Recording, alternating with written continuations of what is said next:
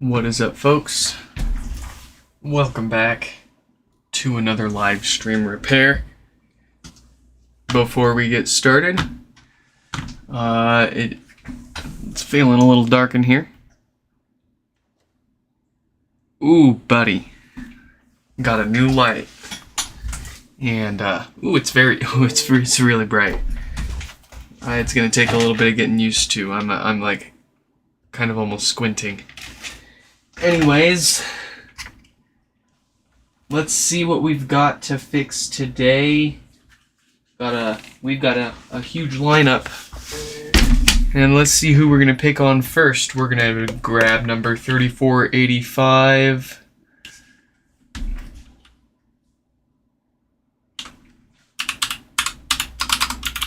They are bricked. Let's get that turning on and reproducing its issues while we are waiting here. That's hilarious. I can barely even see the there we go. But it's booting up. Oh, this is a really nice light. It's a Smith Victor bicolor LED. I think it's like the 17-inch. It's got a couple of knobs on there to adjust the color, temperature, and the brightness. Check that out.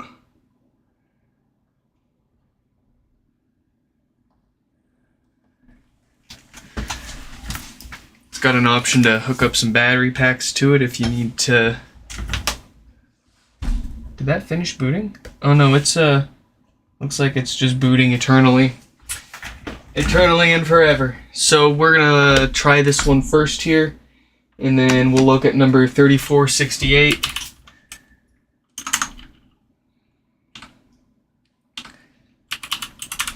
With no power.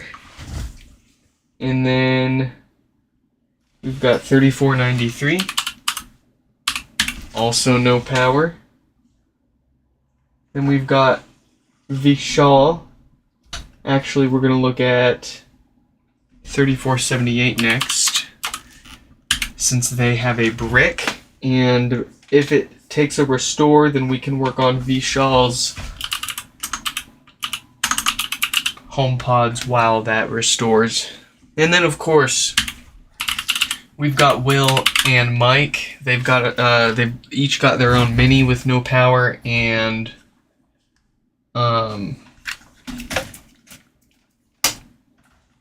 we've been waiting. I finally got my hands on some very, very nice and fine tweezers. Let's see if my camera will. Nah, it won't focus. That is okay, camera. Not everyone can be perfect. But anyways, let's see if we can't get this restored. We'll let folks know who and what's up next.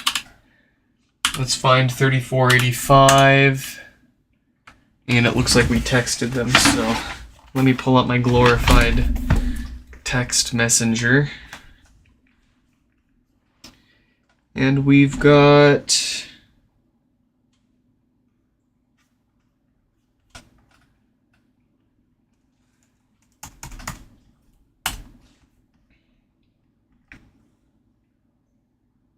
oh.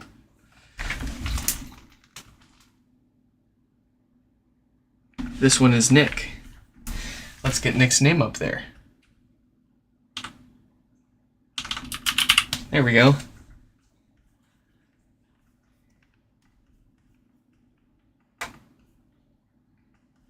And let's get our stream pulled up.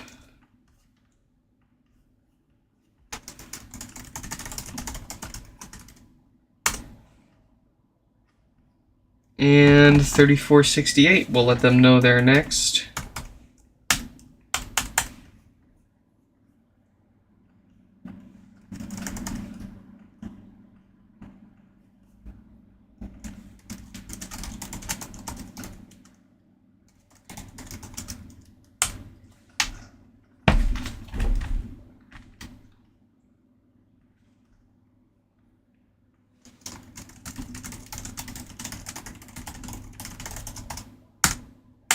I'm gonna keep this out. We're gonna need it. Alright, we have messaged a few folks. Let's get started. We're gonna expose our debug port. Looks like it's the first time anyone's had that off.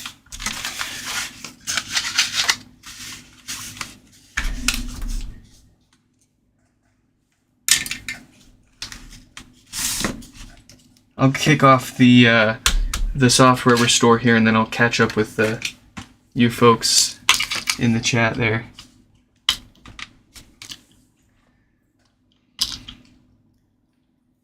So we're gonna get our handy dandy USB adapter attached.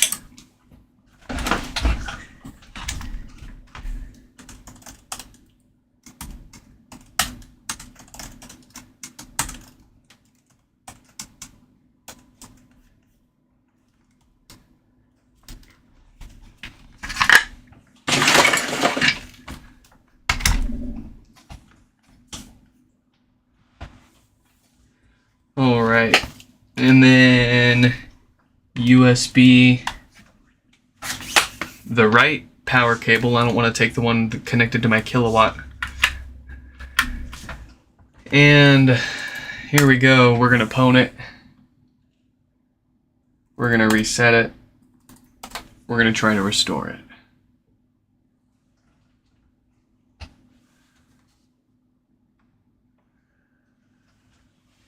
And while that's starting, hopefully it gives us a progress and it succeeds here. But anyways, oh, wow, right off the bat.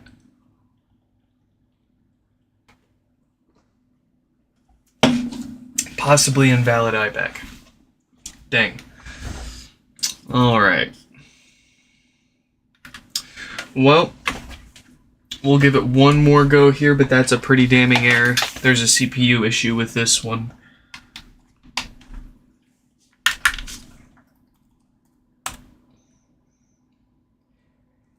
And if I'm not mistaken, they said I'll decide whether I want it fixed once you know what it needs. So this one looks like it's gonna need all we can give it.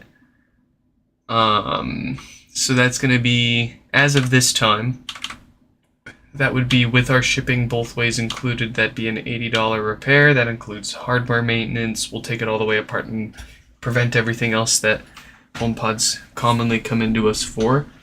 And we're going to have to replace the logic board as a whole too, since that is quite a complicated procedure. And I have gotten better at reballing the NAND or the storage chips on the logic board, but the CPU is way more difficult because it's not just one chip, it's two chips stacked on top of each other, each with BGA interconnecting them. So it's like some serious hardcore freaking, I mean, at the end of the day, all you do is you reball the CPU, flow that onto the board, and then you reball the RAM on top of that. No big deal, but it's still something I have yet to do, try, and even have the stencils for at the moment.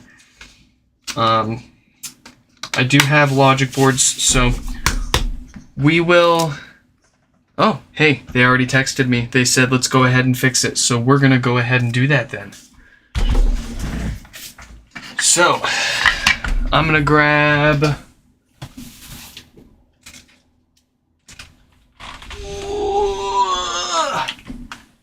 a sacrifice. I have already taken a look at this one here, and I bought this one for parts. It was, gosh, what was this? This was, oh, that's right, it was boot looping. Luckily for me, this one was actually just a busted display. All I had to do was replace the display and it was alive and well again. You can actually see the indentation there from the last display that I had on here that had almost destroyed this logic board, but thankfully it survived, and we can use that in Nick's HomePod here. So let's get this torn down, fixed up, and working better than ever. After I clean this,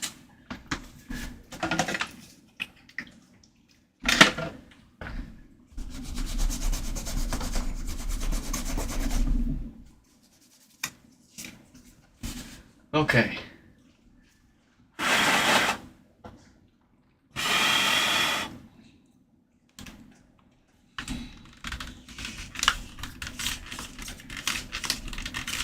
Alright, who do we have with us here? We've got Stefan, we got Mike, we got Christos from Greece.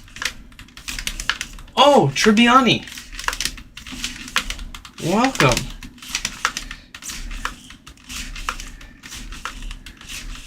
Dan, welcome, welcome. Is today Music Monday? Oh yeah, I kind of forgot about that.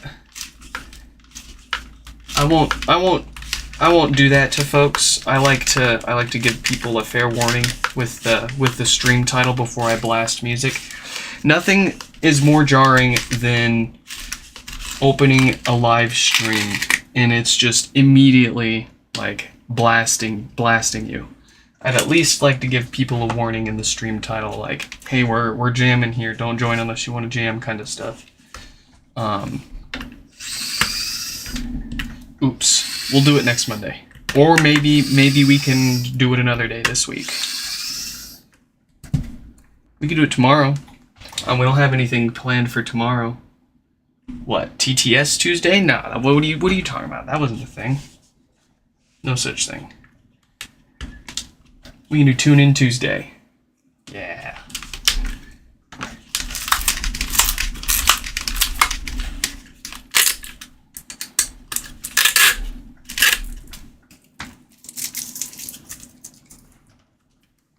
Oh yeah, let me double check the display. Sometimes physical damage can cause all sorts of issues. Make it look like a hardware issue, which, I mean, it is, but not the kind of hardware issue we expect to see normally. Mechanical or physical damage, you know what I mean? Not a chip being unsoldered or failing, per se. Everything looks pretty nice and well taken care of, so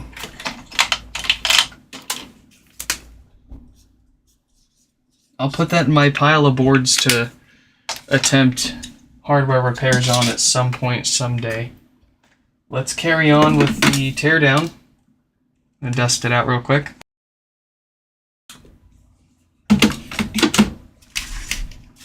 And then we'll get some of Tim's tears and use that to loosen up the glue. Some real bitter stuff,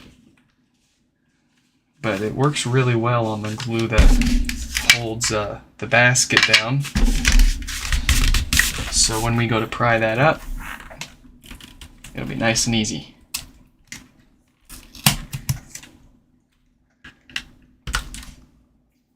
Music is 100% better than TTS, Stefan. Absolutely. There is no question about that.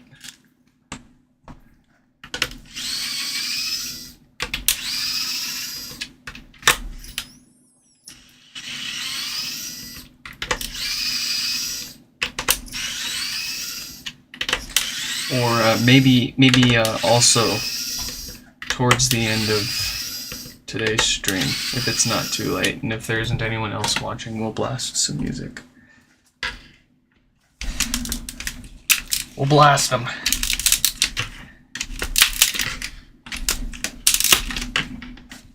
But I mean, really, how exciting can it be when you're listening to it through my microphone, out of my speaker, out of whatever you're listening to over the internet and YouTube compression and Yeah.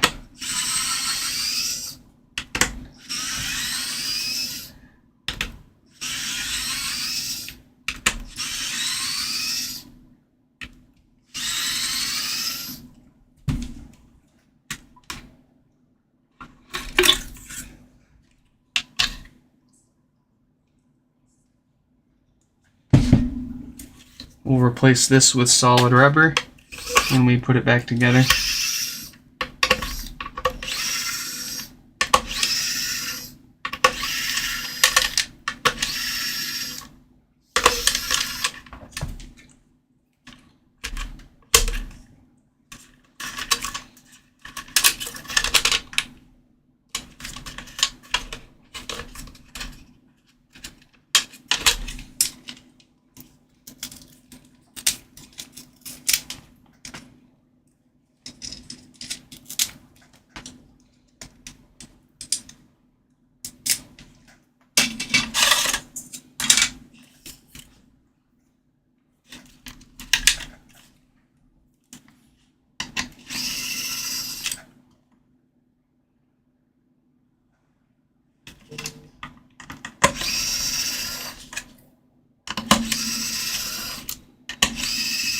Oh, this light works really well. It's not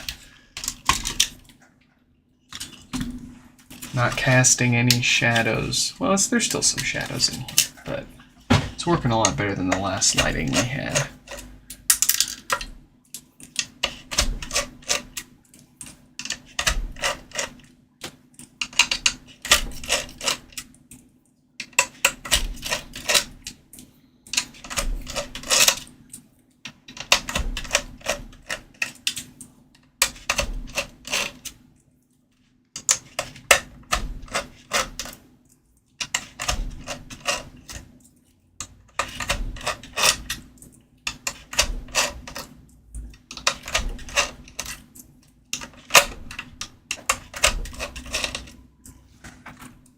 All right.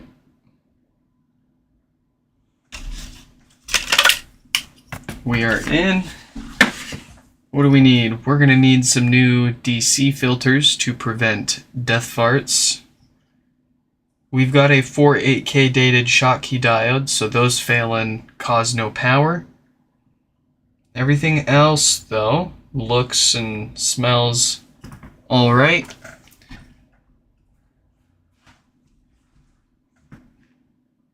Oh wow, let me, I forgot I messed with my cameras last night, so everything is all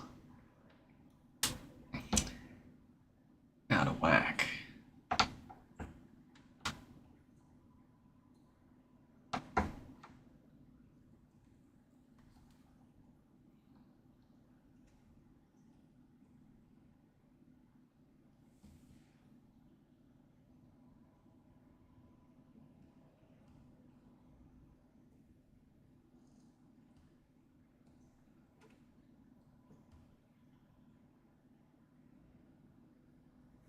There we go.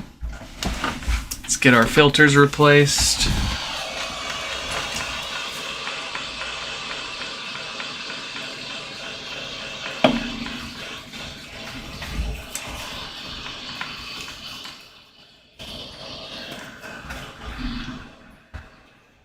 Alright, I'm gonna let that warm up while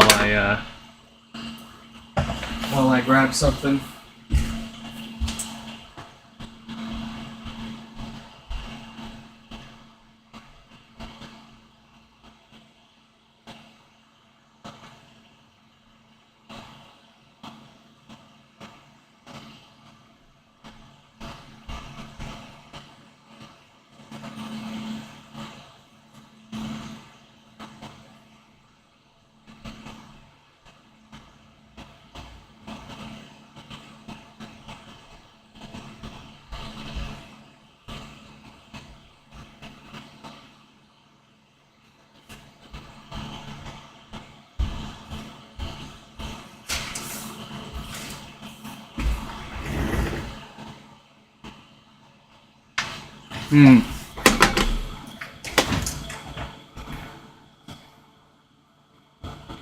Where did I put my crap?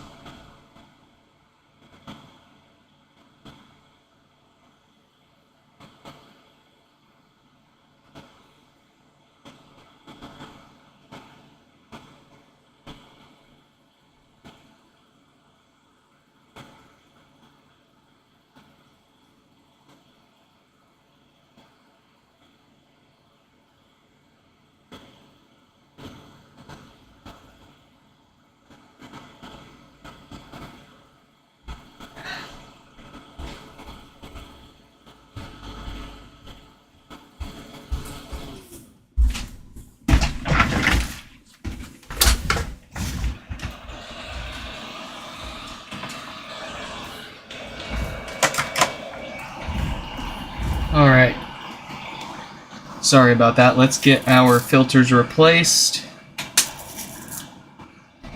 As I was talking about earlier, these love to go bad and cause death farts. They are responsible for filtering unwanted DC voltage from the subwoofer's output, or the amplifier's output.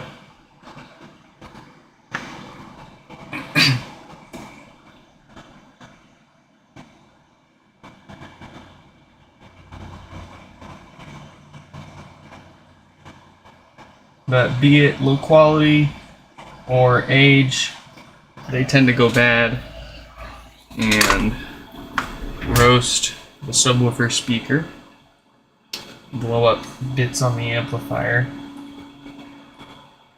give you another reason to send it in to us for repair, so we like to avoid that. We've already got it here. We're already spending enough money on it.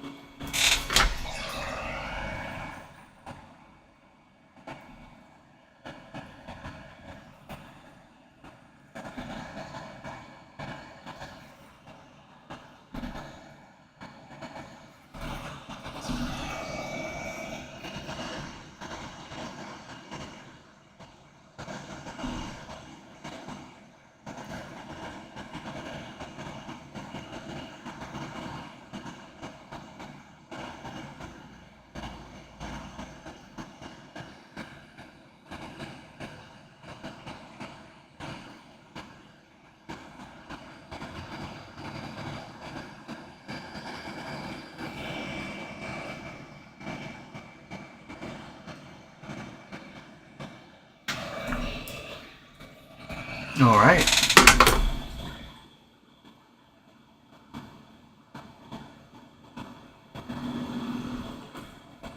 Is that enough room?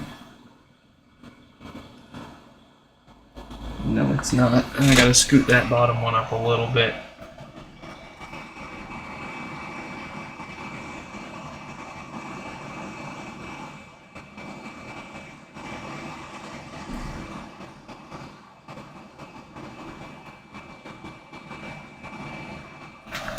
There we go. Now let's take care of our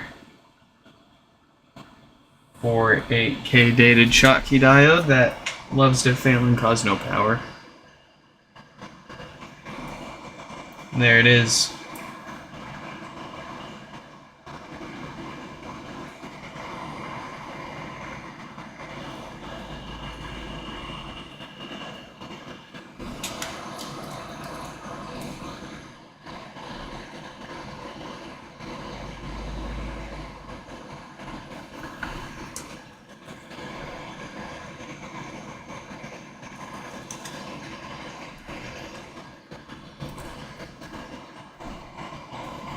Oh, I was looking for my other screwdriver. I found it.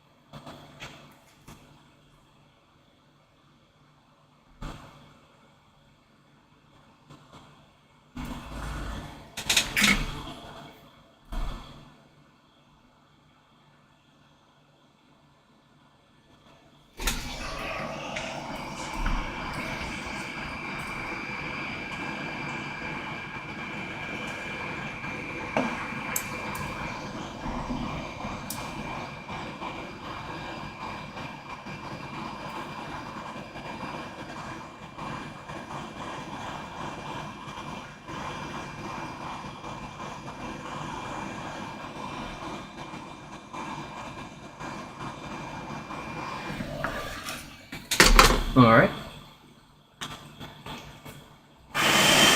Let's get this put back together with that working logic board, a new subwoofer gasket, and that should make this one happy HomePod.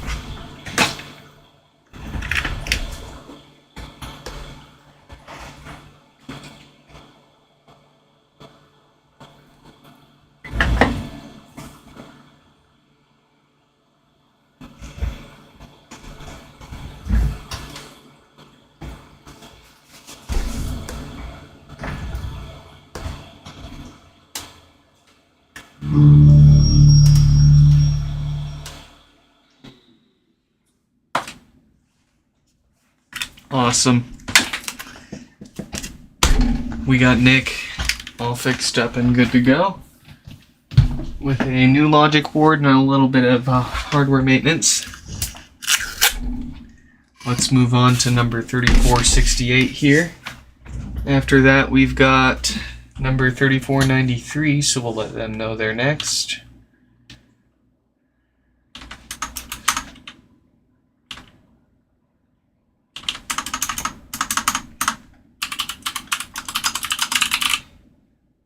Let's see.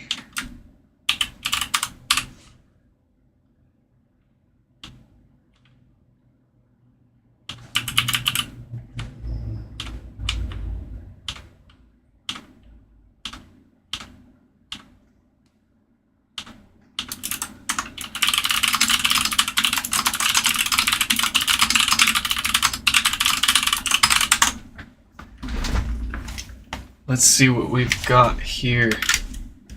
No lights, no power. The kilowatt says 4 watts from the wall. That tells me the usual dead diode is waiting for us inside. Let's find out.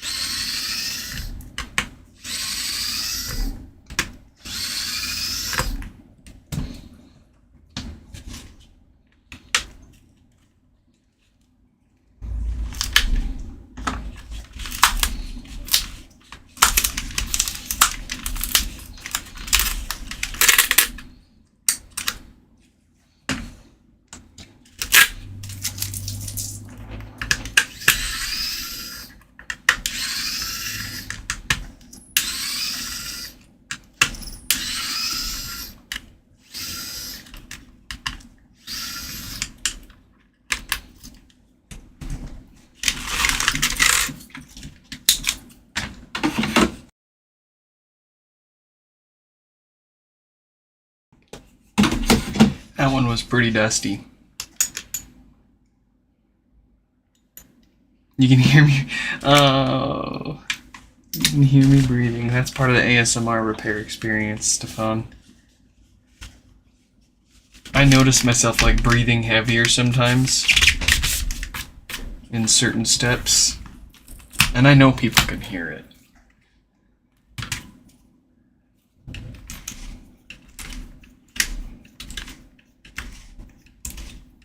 Wait till I replace my streaming desktop, and then there really won't be any noise in here. It'll just be us.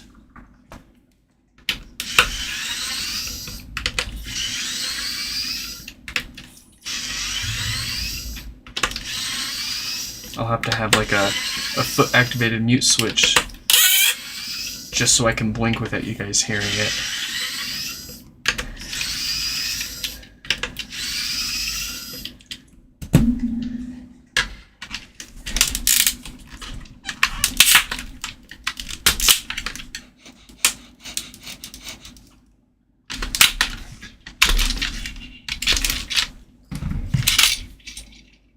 That was a really clean pull. Very easy.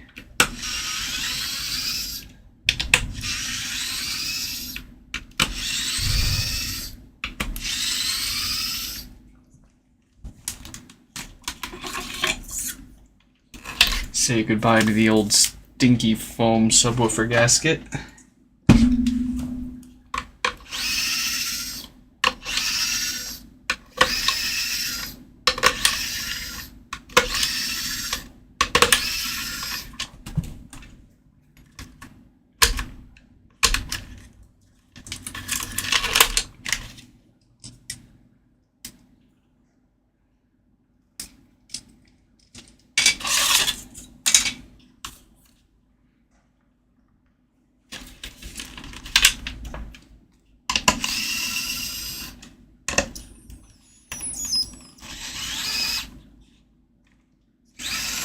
I'm not playing games.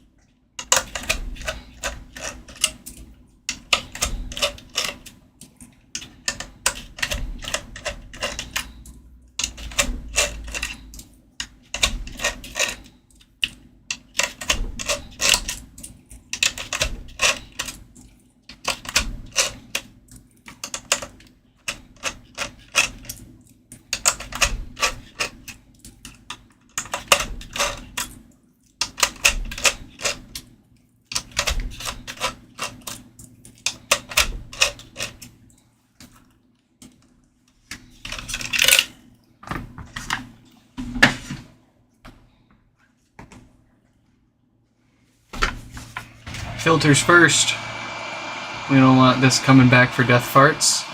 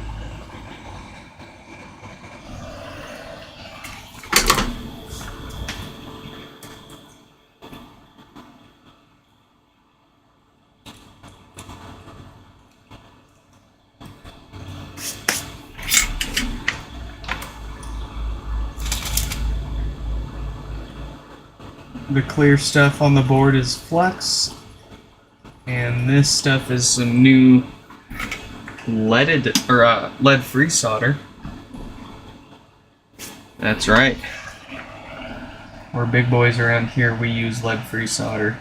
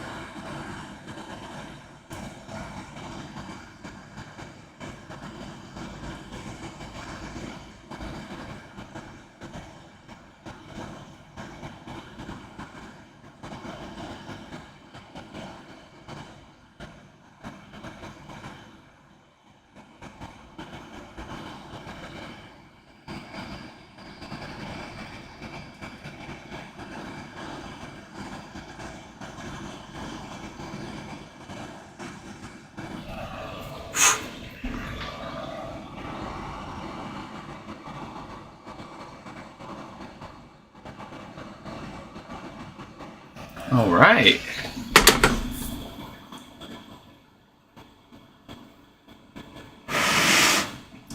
Maintenance. Ooh, excuse me. Maintenance done. Let's get our dead diode out of here. Of course, it's got a date code of 46K. Can I get that date code to show up any better with a different color temperature? No, not really. That's alright.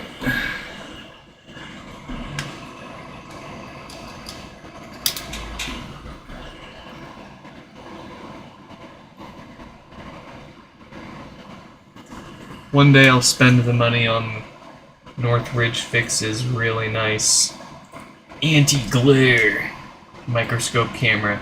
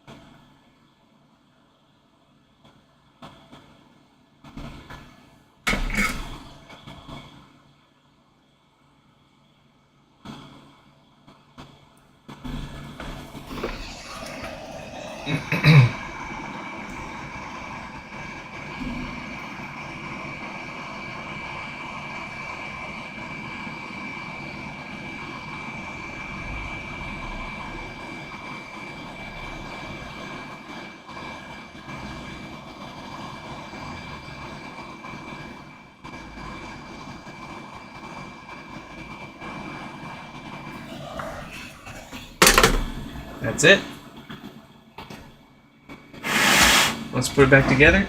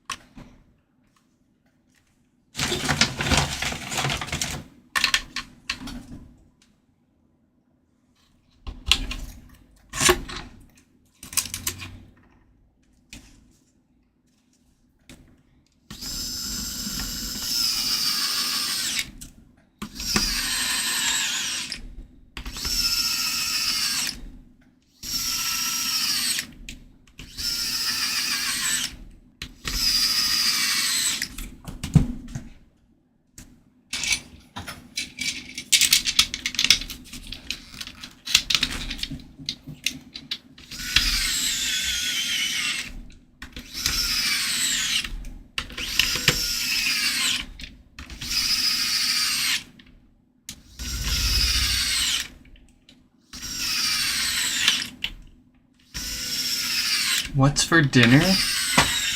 Oh, don't ask me. I don't know what's for dinner.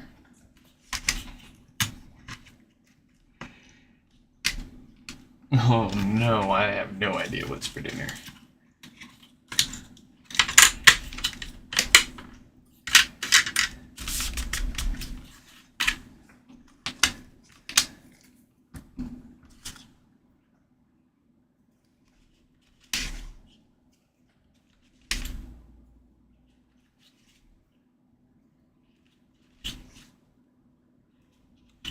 Oh, I want tacos so bad, but it's too late to ask my wife to make those today. No, it's not.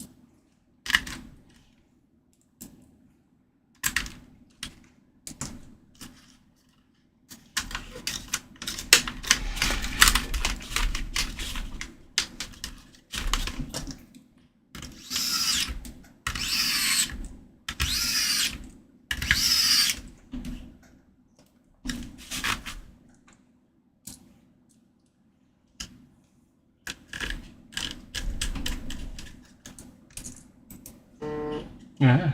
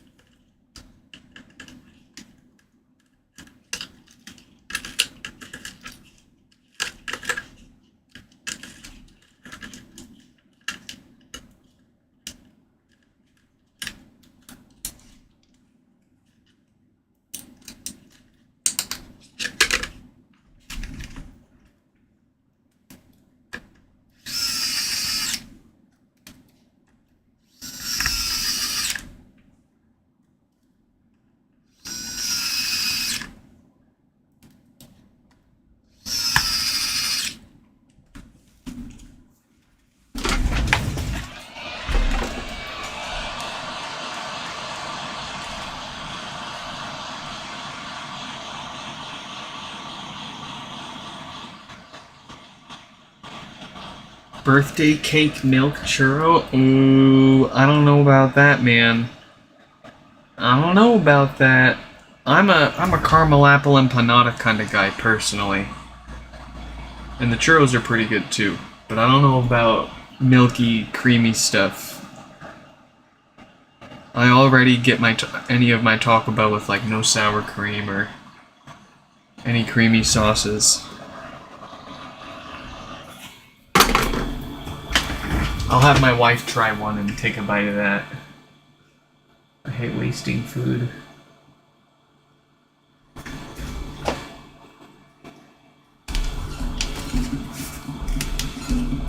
And if my wife doesn't like it, then I'm sure the kid will eat it. Oh, that's what's so great about having a kid. If you can't finish something, oh, they surely will. There we go. We've got power on number 3468 here, so that means we can move on to number 3493, and we can grab ourselves another one of the finest beverages on the planet.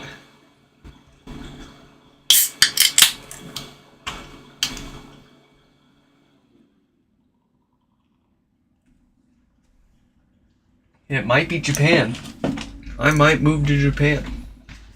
I mean, there's no one else there publicly advertising HomePod repairs that we can find, so we wouldn't have any competition as far as I can tell. And I'm having trouble connecting. I would actually gain some weight maybe. But anyways, we got them all hey, you shh. We got them all fixed up. let's move on to another one, and let's see, 3478 know that they're up next.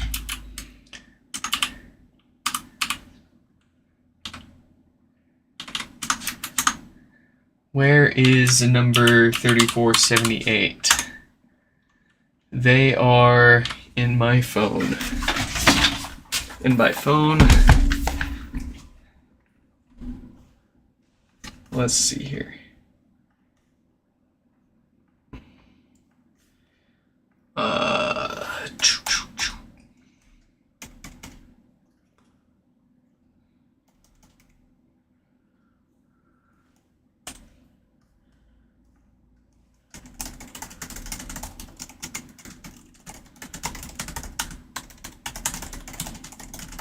If anything, this alone is why I want to upgrade my streaming desktop to a Mac. Because it would be really nice to just text people about their repairs from my desktop here. But that's okay. We'll get there. I don't want a Mac Mini. I want a Mac Studio. That's the only one that's going to have all the I/O I need without using a bunch of docks and dongles. And no, I'm not doing docks and dongles. But what we do have here is 3493 with no power and a couple of watts from the wall. It looks like another dead diode, so let's knock that out.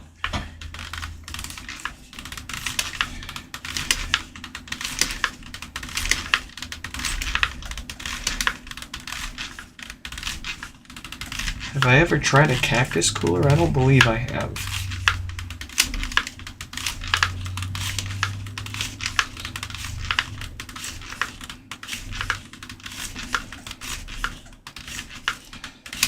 I'm gonna have to look up what that even is. No, I'm not moving to Serbia. I'm sure you guys have great food and all that too, but Japan speaks to me, man. We've been there before. I want to go back, and I don't want to come back. I could take all my stuff with me.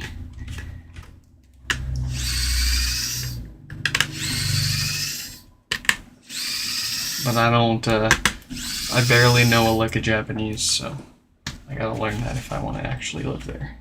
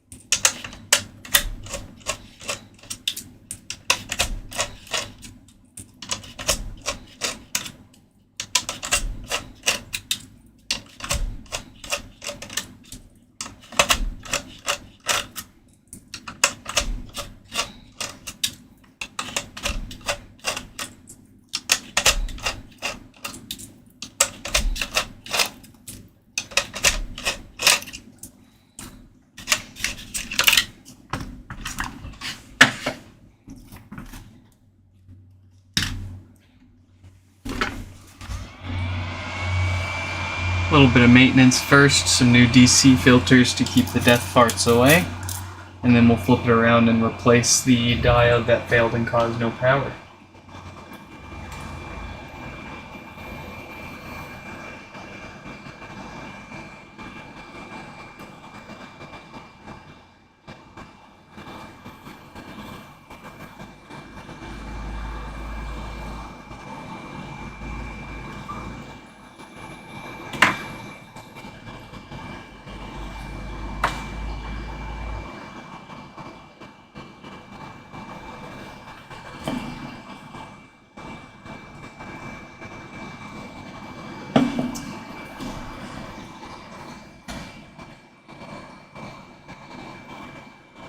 Marvin, that's one way to put it.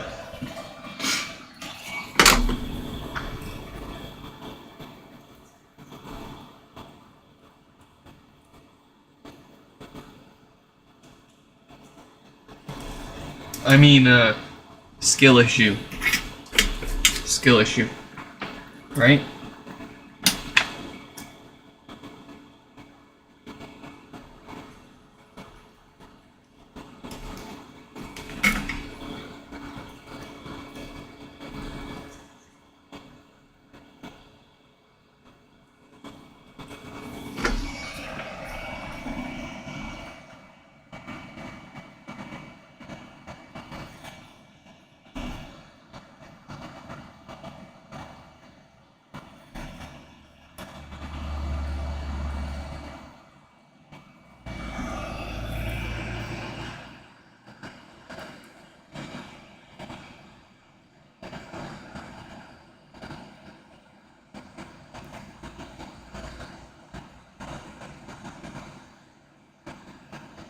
What's going on with your stuff, Marvin?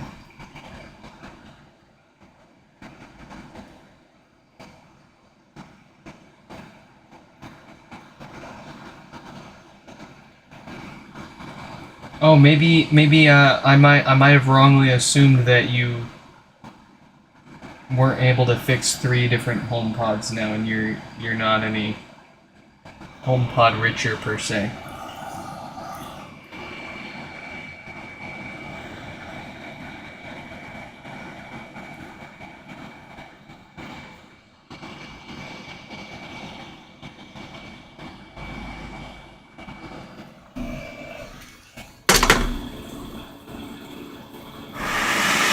I mean, if you got 3 HomePods fixed with without a problem, and you only spent $160 on them, yeah, it's a pretty good deal.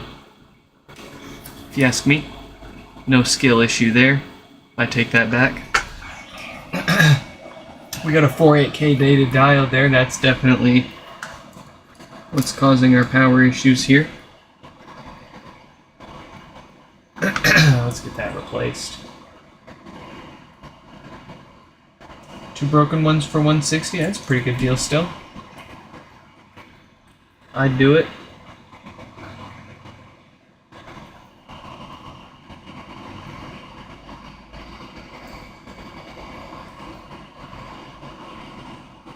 It's addicting, isn't it? I mean, once you start fixing them,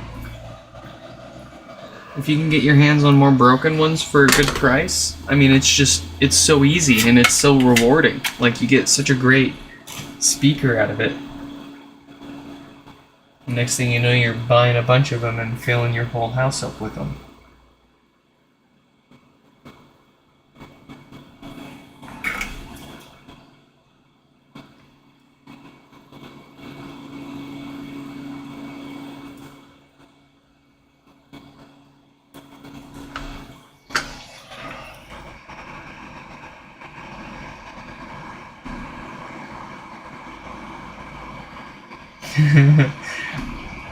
I never end up getting to fix any of the broken ones that I buy for myself because I always end up having to tear them apart for their parts and fixing other people's stuff.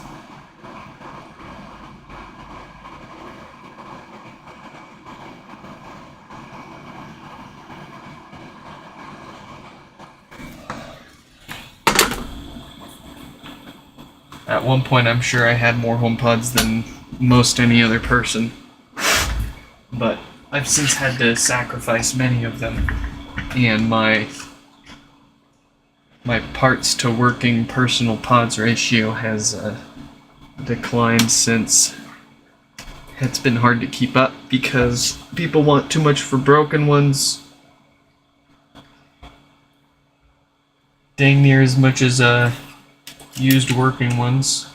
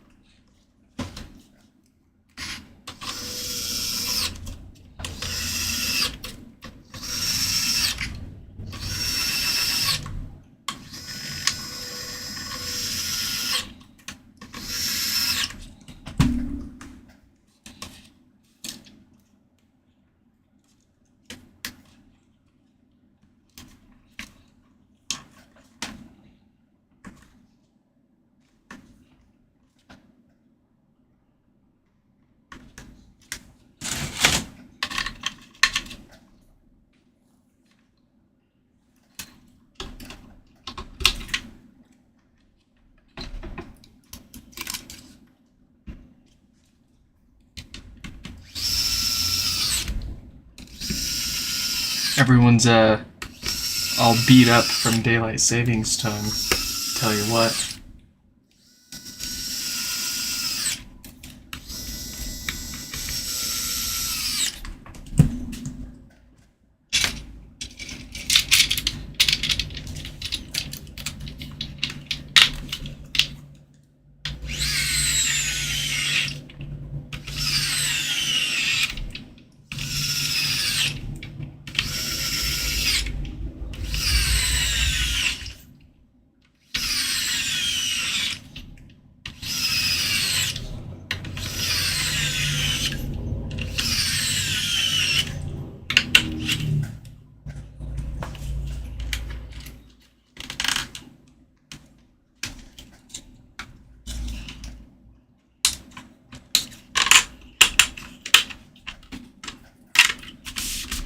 Daylight savings was a week ago for you? Oh, jeez.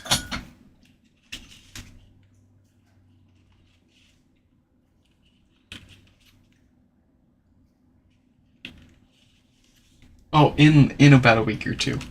Okay, that's interesting.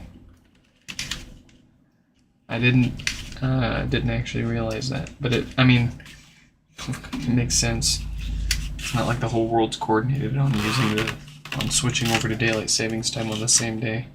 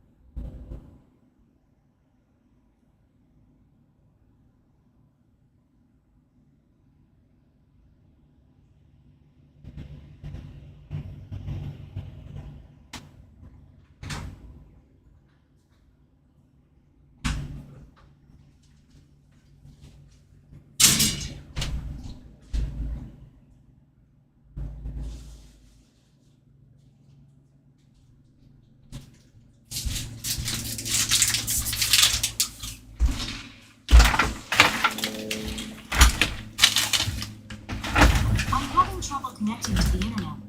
I'm having trouble connecting to the internet.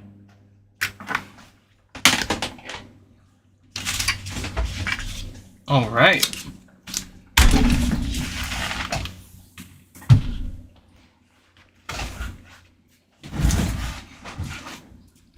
So we've got 3478 up now with a brick.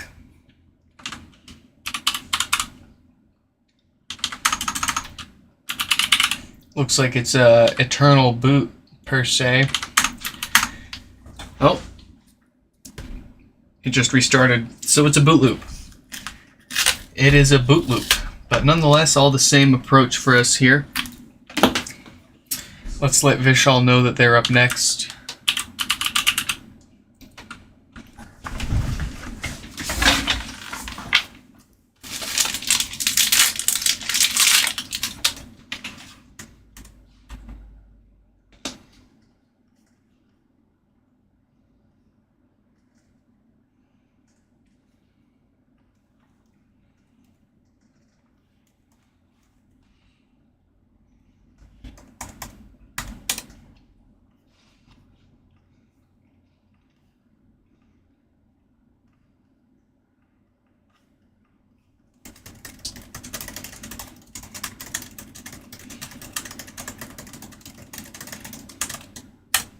Ooh, are we gonna get to fixing a Mini today? A Mini or two? Ooh, I also found my my USB-C amp meter. So if we get those Minis done, we can fix that Mac too, or at least take a look.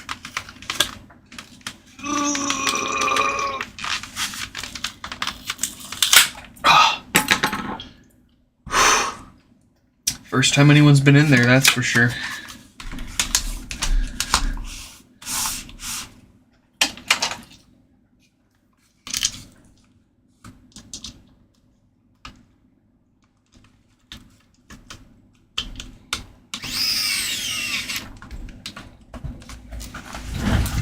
I want to see Mike's Mini fixed too.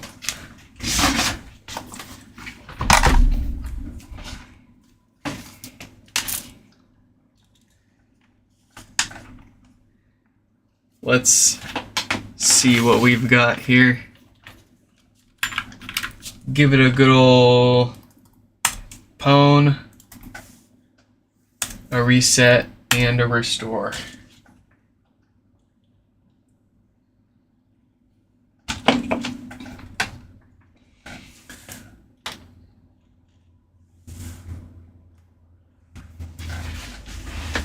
Give me the good stuff. No! Another one with invalid. Okay.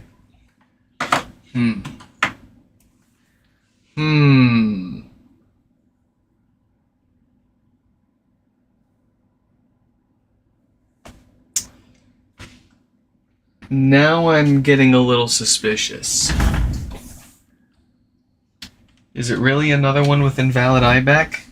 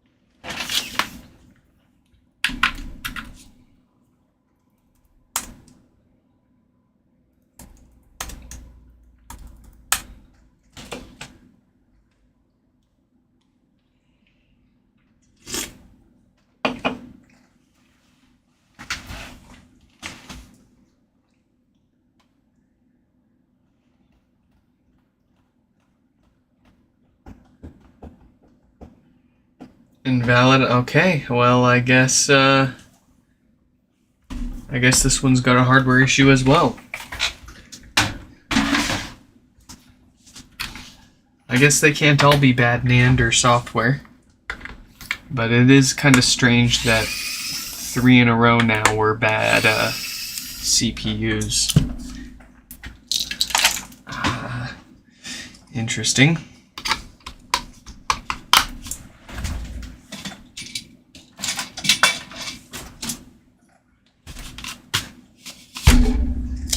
We're going to put this to the side. I think I don't have another... Yeah, not at the moment. I'll need to find another logic board for them.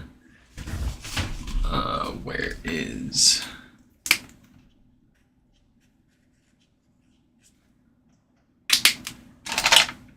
Alright, we'll let them know what's going on with theirs. They already opted for the fix-it, whether it's a software or hardware issue, so we'll take a look at theirs on tomorrow's stream, but I do want to kind of just keep things moving here. Let's look at Vishal. Here we are. Yeah, I believe I had more parts pods showing up today. So, we'll get theirs fixed up tomorrow.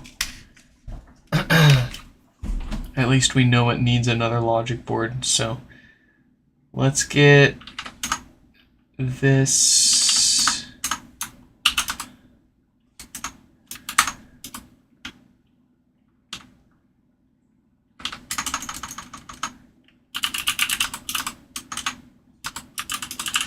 Vishal has 2 actually. With no power. So let's see what we've got here. No lights, no power. Oh, 1 watt from the wall. And it dropped down to 0. Let's try that again, and I'm going to keep an eye on if that spikes or not.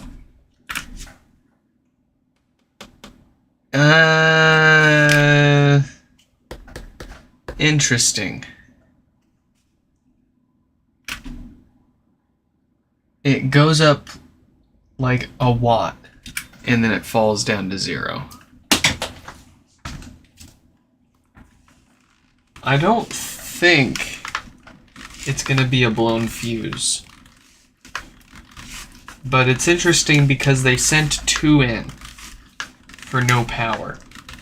And one thing that I noticed was they do not have US power cords. They have power cords from somewhere else. So I wonder if we've got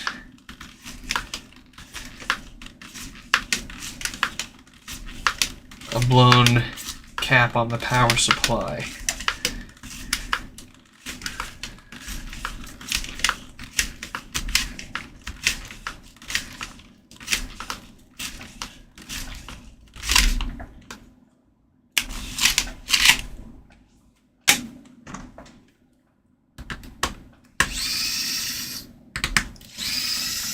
Oh, they sent 2 in. Let's see what the power draw on this one is like. If they're going to be the same. Yeah, no power. Would you look at that? Same power draw, effectively. No power draw. Interesting. What are we going to have in here? That happened on both of them. Is it going to be a blown fuse? And it's just kind of a red herring that we're seeing.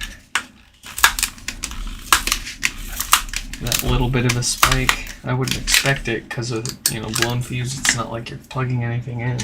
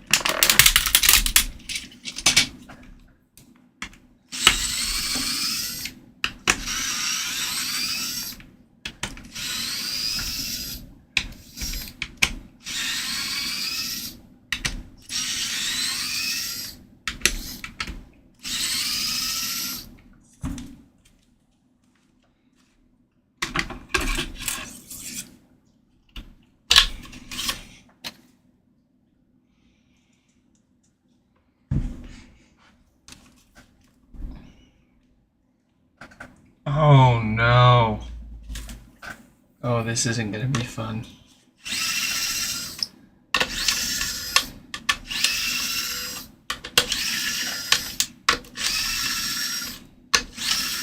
And I'm gonna be surprised if it's the same on both of them.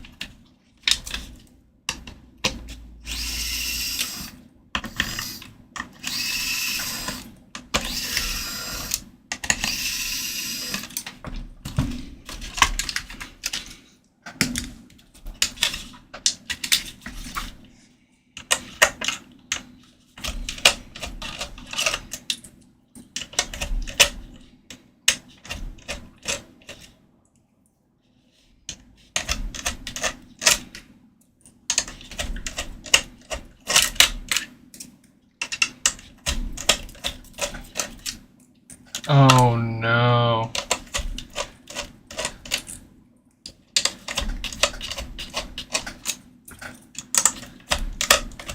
It smells like Coca-Cola inside it, but I know there's no Coca-Cola in it.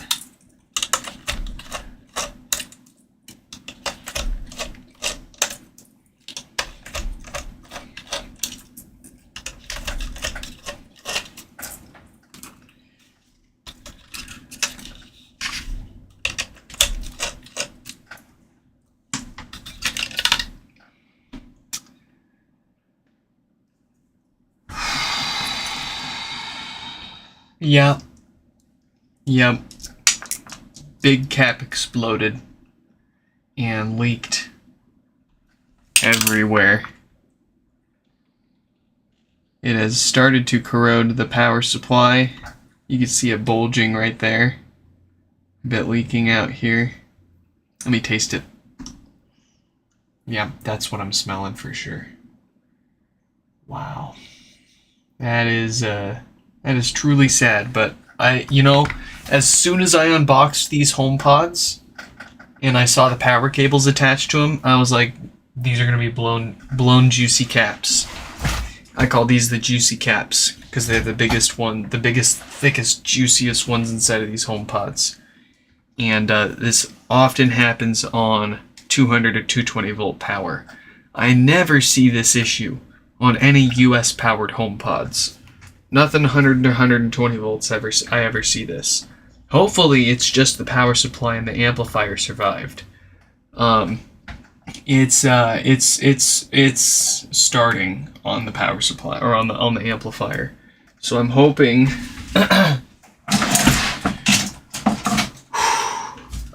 this amplifier is still good and I don't have to replace 2 amplifier boards and 2 power supplies in these HomePods here. That's not going to be a pretty repair bill. But let's give it a brief... Yeah, it's a 52K dated diode, so it's not a diode issue for sure either. But let's give this a brief wipe down and we will try a different power supply on this and see if it works. I think I might just need this whole jug here.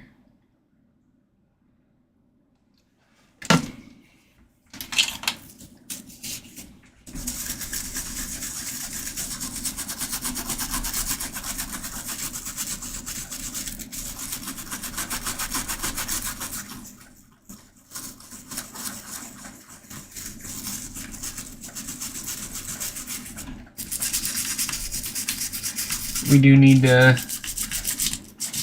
get the whole board because I don't know where it might have gotten electrolytic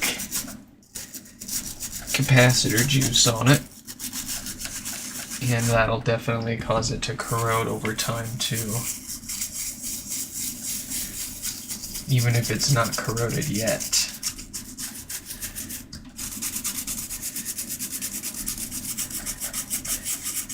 but I am, think I'm happy with that.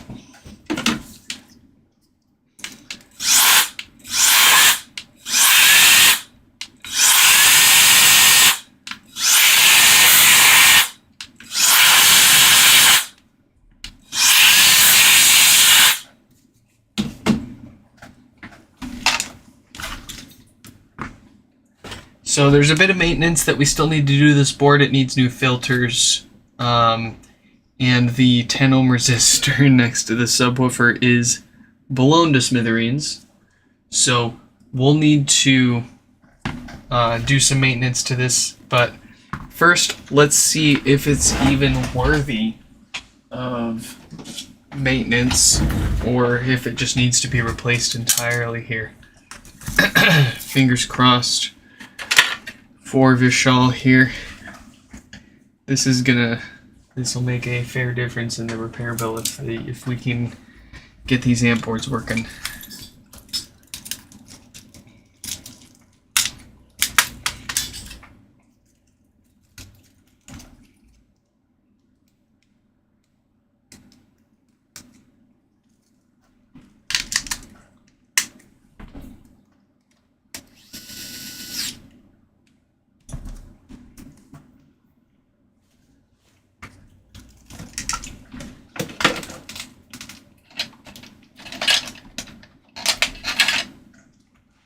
Oh, Alex, thank you for the super chat.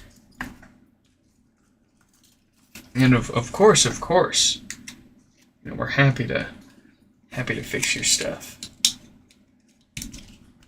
Gives me purpose, gives me meaning.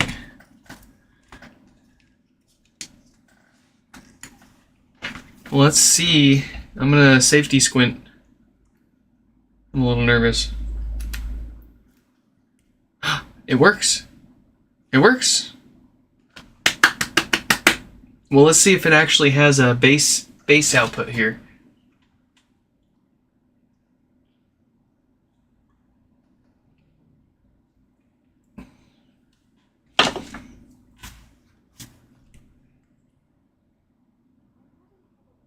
Yeah, I've got good bass output. So, whew. Let's go ahead and refurbish this board. If I was like really desperate, really hurting for power supplies, I would try to clean up and fix that old one, but I'm by far and large not. I've got probably 40 or 50 of those power supplies. I'm not hurting for them. So I'm just going to replace that power supply, and we'll use that time on some maintenance for this board to prevent any other reason for it to come back to us here. We'll start with our DC filters that go bad and cause death farts.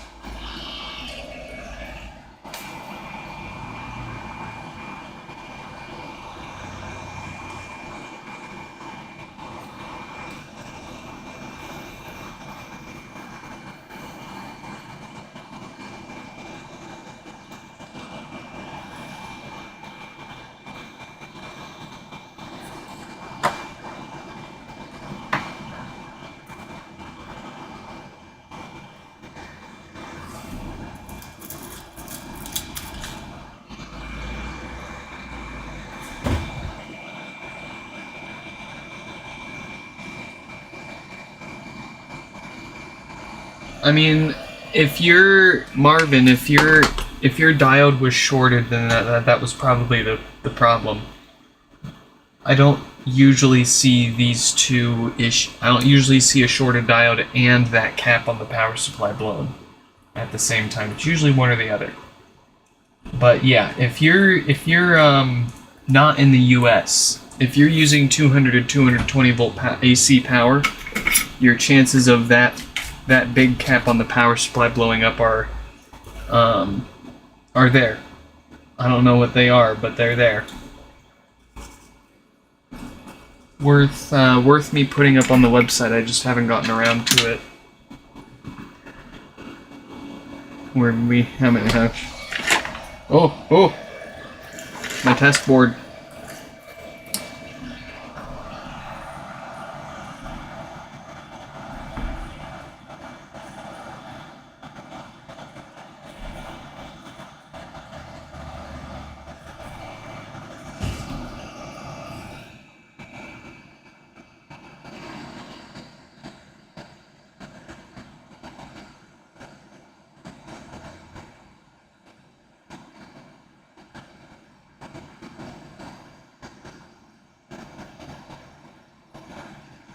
Let's get that back over there.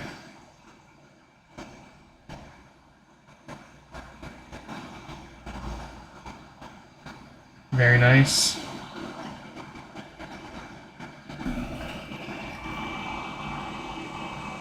Very fine. Very good.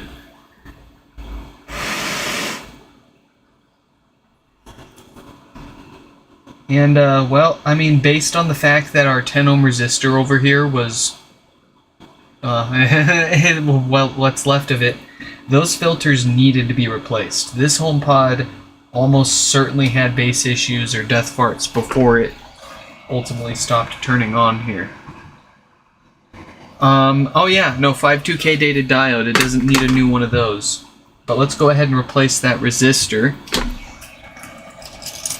And then we'll take a look at the second one. It's gonna be the same exact thing. I don't know if it's gonna need the same resistor. I don't know if it had death farts as well, but this one was 2 seconds from a toasty subwoofer.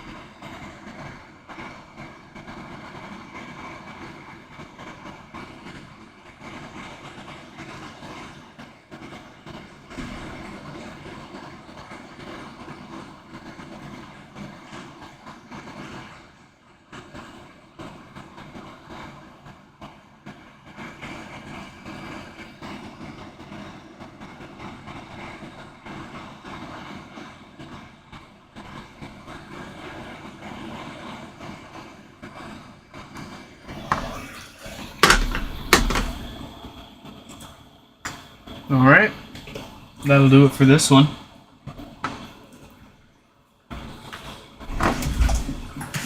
Let me make sure we don't have... Ooh, we do have some stuff in there we need to clean up as well.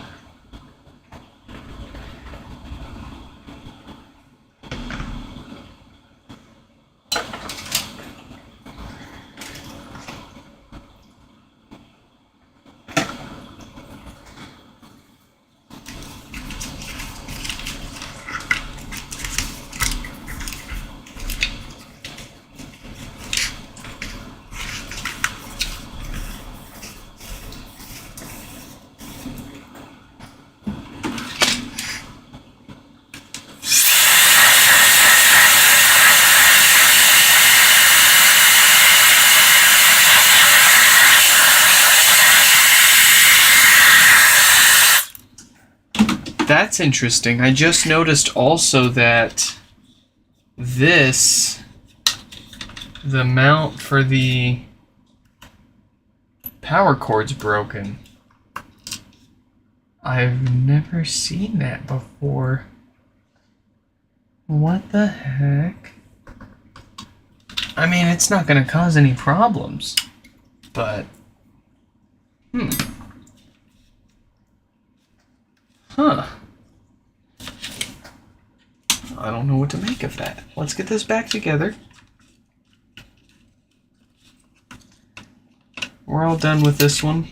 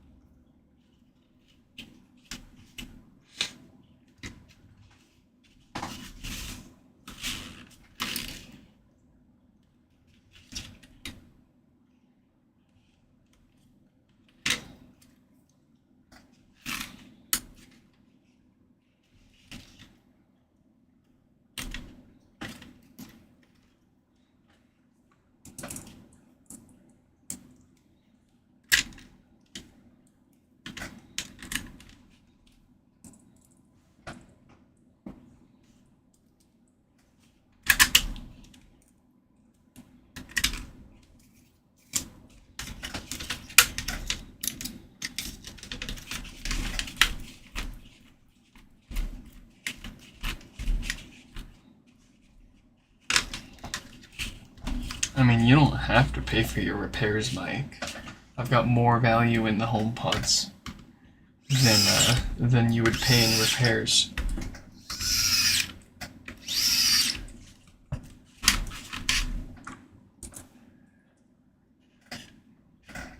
So I'm just gonna use them until you pay. No big deal. I call it testing.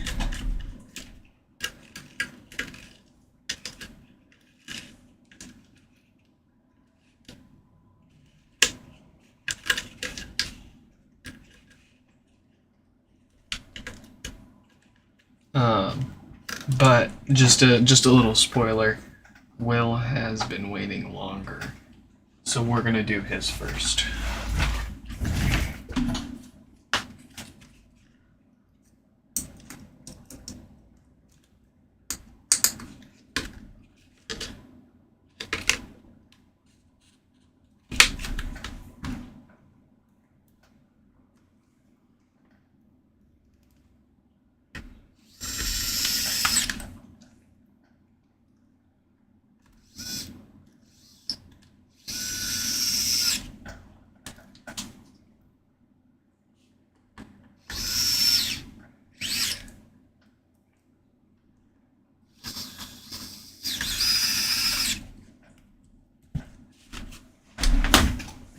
That's if we can even get to either of them today. Let's see how long Vishal's other HomePod takes.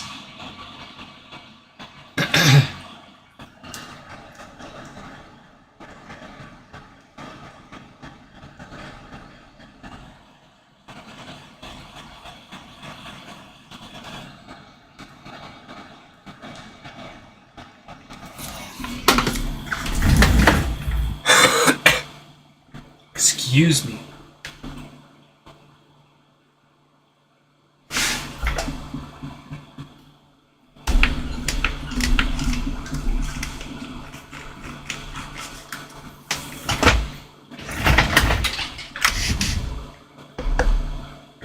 There we go. That calls for another one of Japan's finest.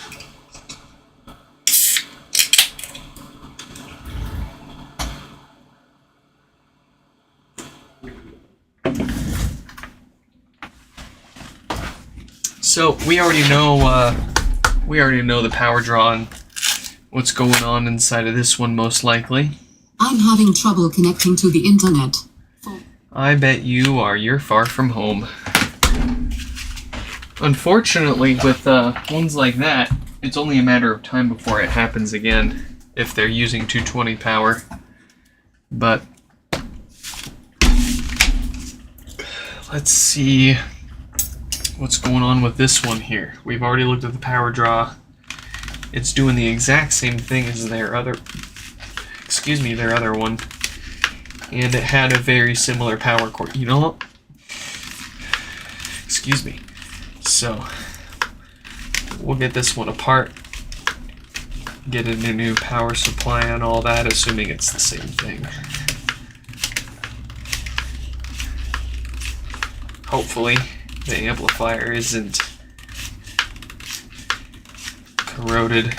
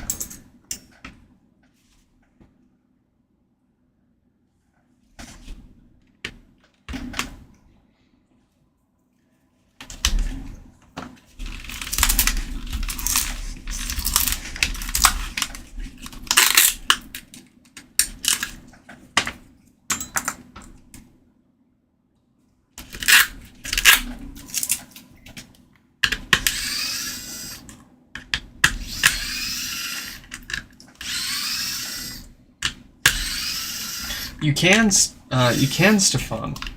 You absolutely can. And it has no effect on its sound. It just looks janky.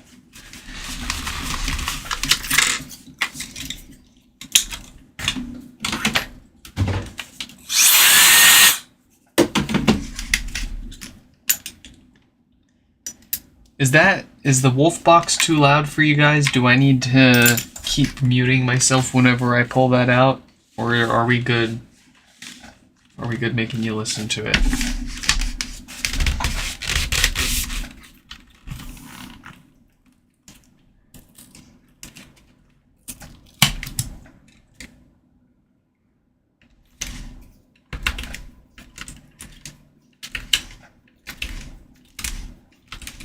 Yeah, I agree with Mike. Unless it's like absolutely necessary, like it won't have a negative effect like per se, but it's also something that I wouldn't do unless it needs it.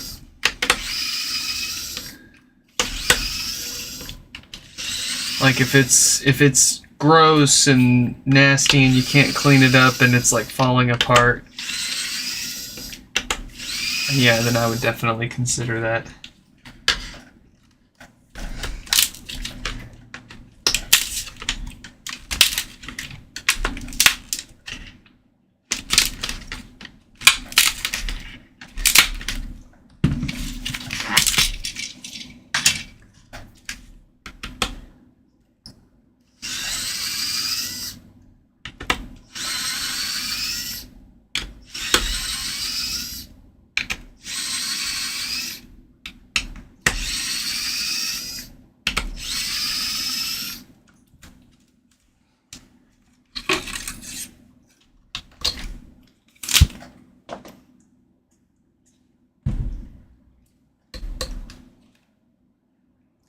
Icy juices. It's juicy in there.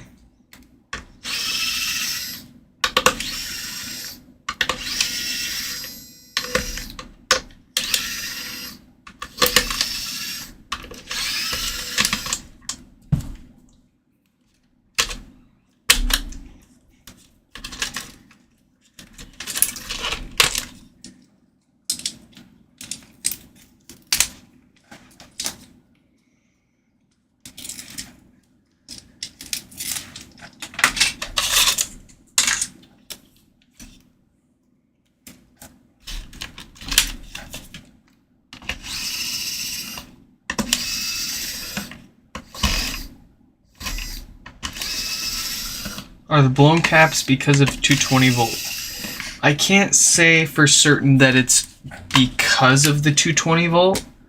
I mean, like, yeah, this one's blown. It's blown and it's starting to get all juicy. And this one isn't quite as bad as the other one was, thankfully. So parts board.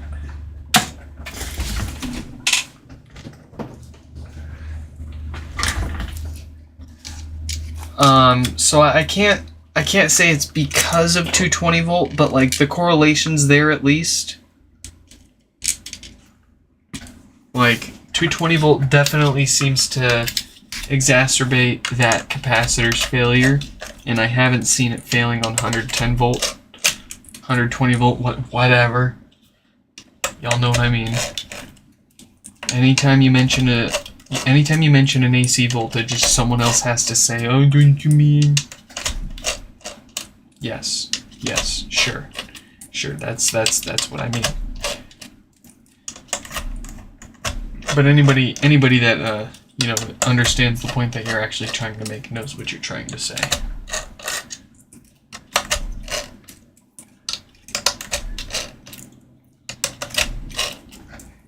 Here at my house, it's 110. At your place, fine. It might be 120. Good for you. Good for you. I'm glad for you. Dare I say I'm almost jealous.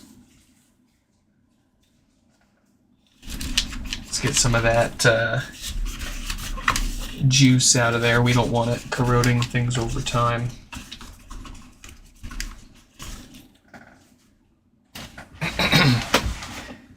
See, and then your mic. And you got 780. Sure, Mike. Well, if you, I'd want to do some stuff if you had 780.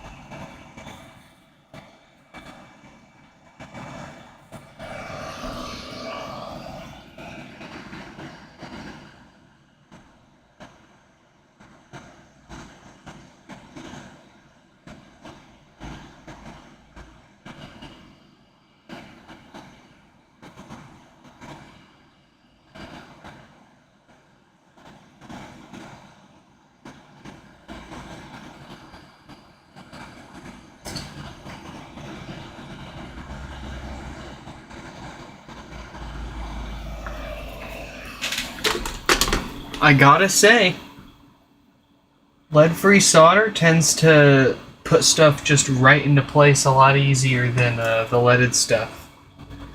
And so anyways, we've got a 42K dated diode here. That means it doesn't need to be replaced on this one either. Everything else on this board, I mean, we'll give it a quick wipe down really quick because I do see two quick little spots where there's some capacitor juice left over.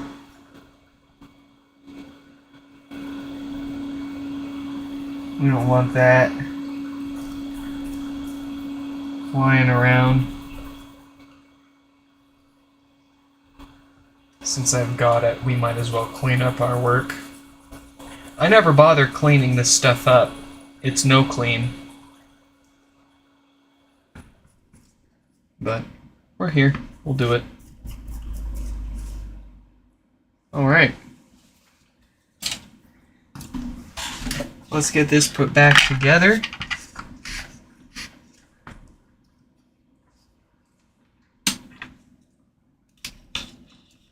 Technically, all this needed was, just like the other one, it probably just needed a replacement power supply. But it's worth to do the extra little work on the amplifier board to keep it going for as long as possible.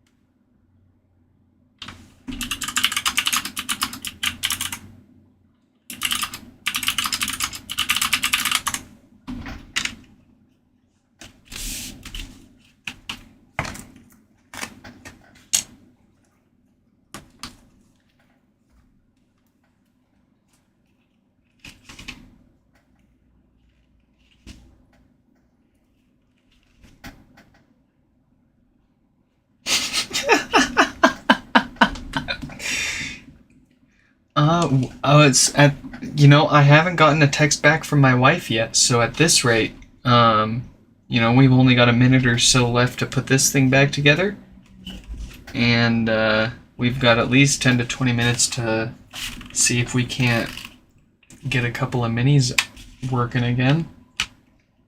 If we're quick enough, we can get both of the minis working, and we'll take a look at that MacBook after.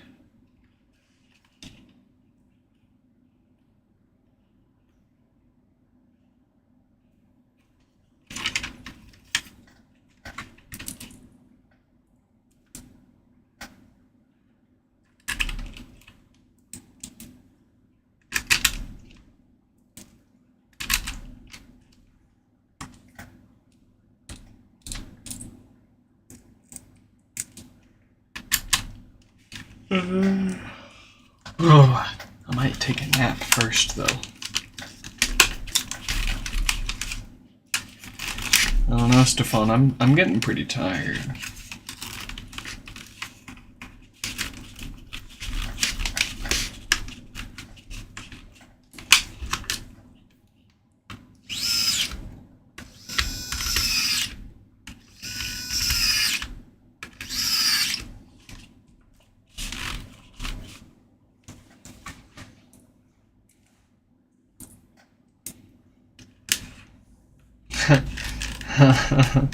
She might come to Serbia just to beat your ass.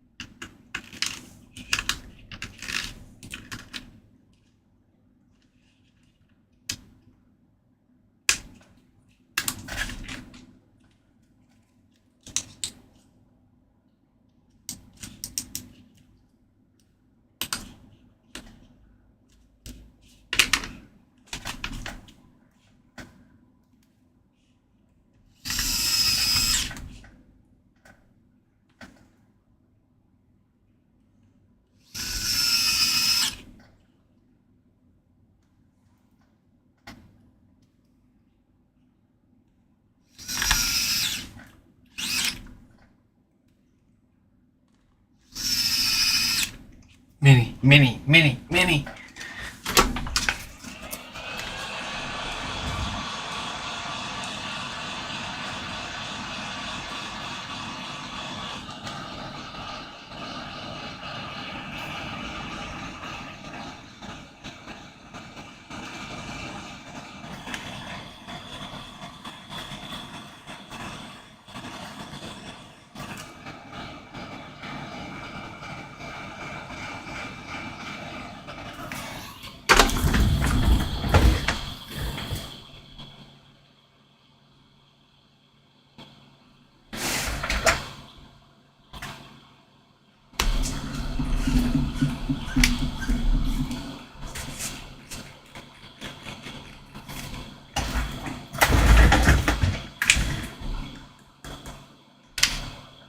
There we go. A little bit of maintenance, a little bit of knowing what we're doing. Give me 1 second, folks. We'll be right back, and then we're going to take a look at a couple of minis here. I'm having trouble connecting to the internet. For more info, check the Home app.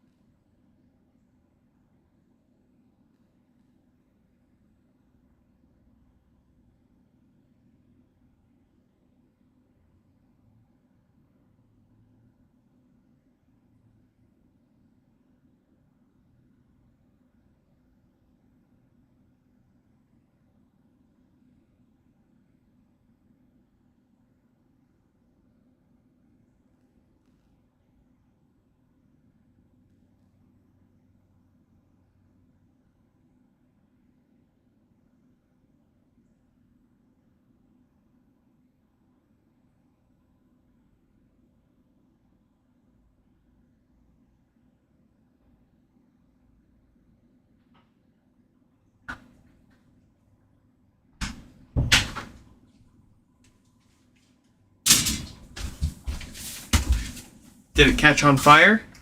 No? All right. We're looking good.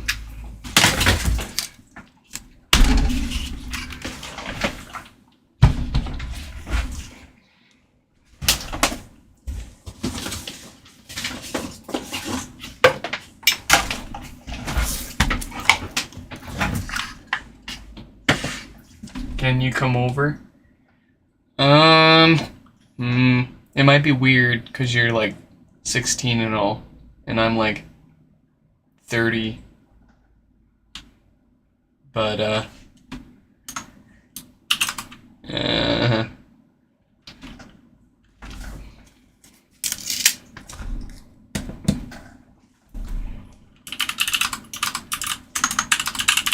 I wouldn't mind giving you a quick old tour if you were ever in the States.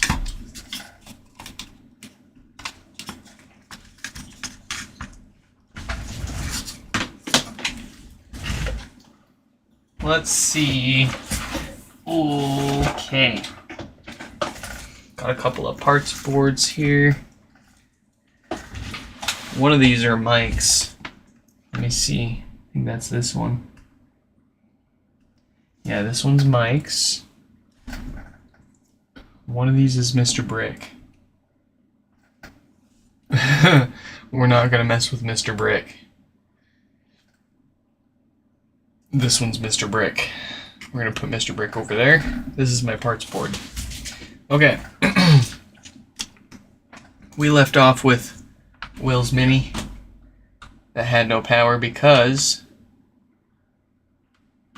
I needed tweezers. And guess what I got?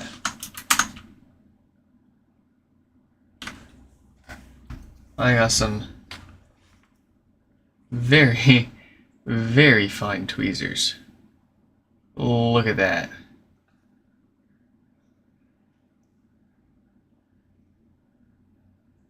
I can pick my fingerprint with these. So these should do well at this point. If we can't fix this, it's going to be a skill issue. Our dead cap was right there. Let's see if we can't pick that up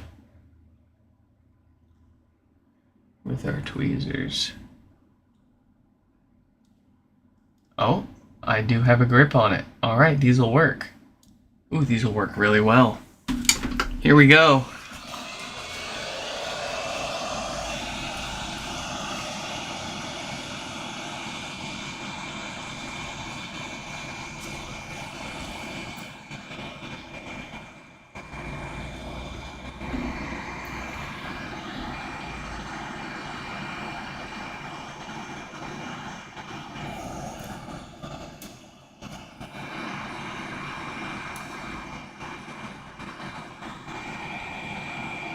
I'm gonna get this big cap out of the way first. Make it easier for us.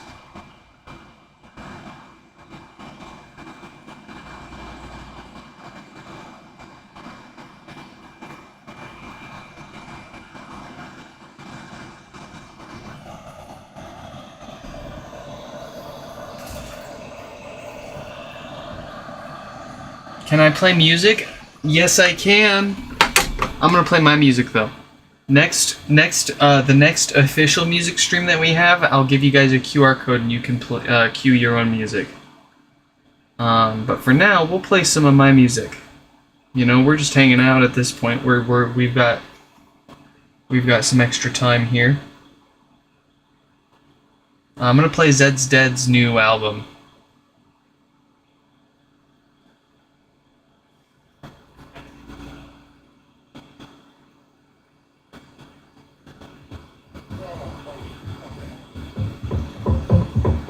Why? You don't have the guts to be what you want to be. You need people like me.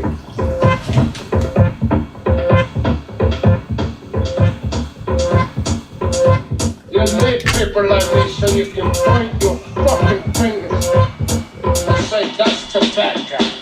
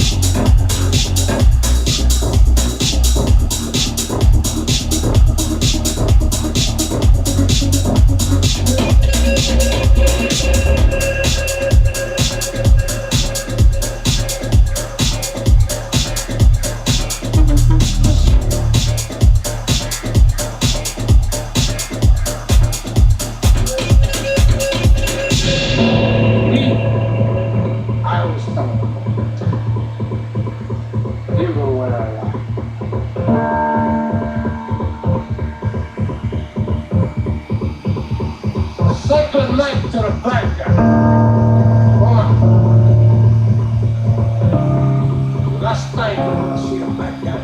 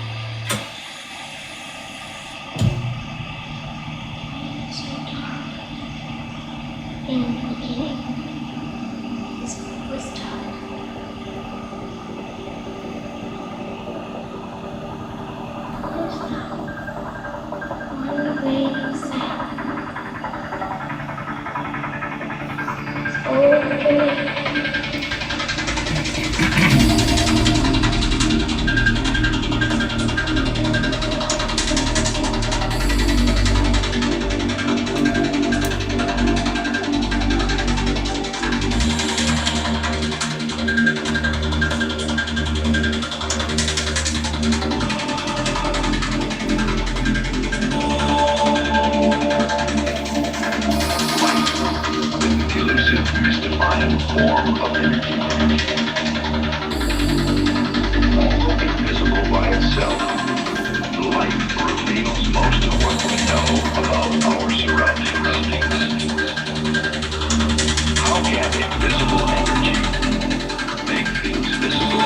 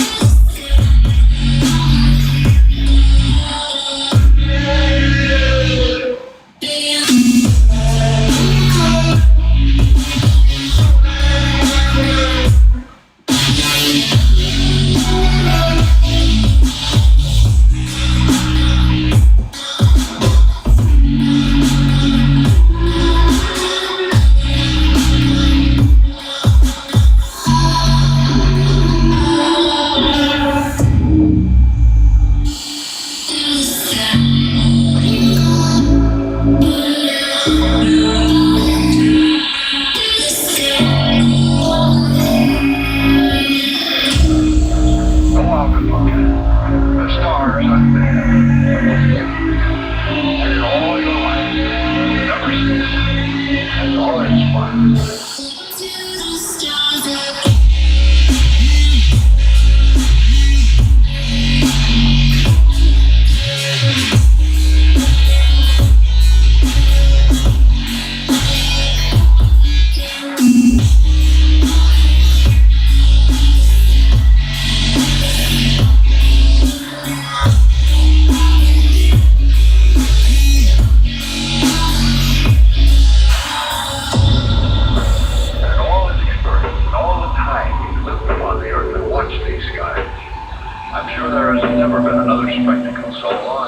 fulfill true gratitude.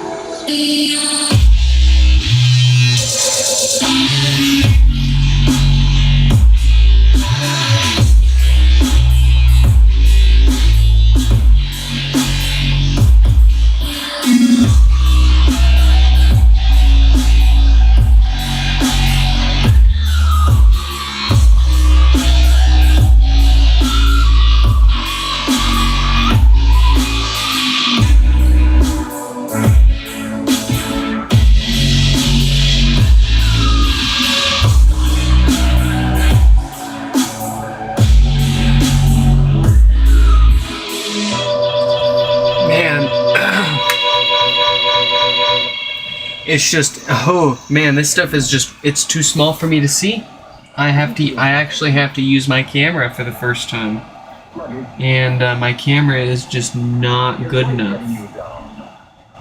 But we're close. I'm just struggling to replace one of the components that I bumped out of place. This stuff is just too small for me to, it's the smallest stuff I've ever worked with.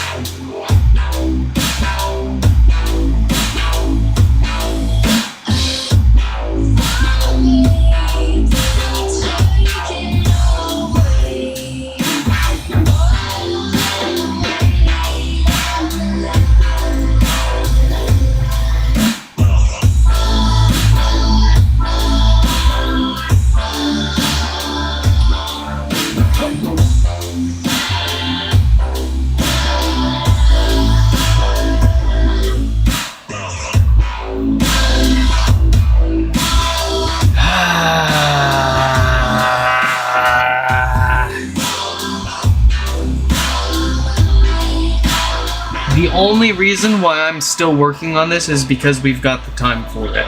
At this point, I'm kind of calling these a no-fix, but if we can burn the time and get them working again, that'll be great.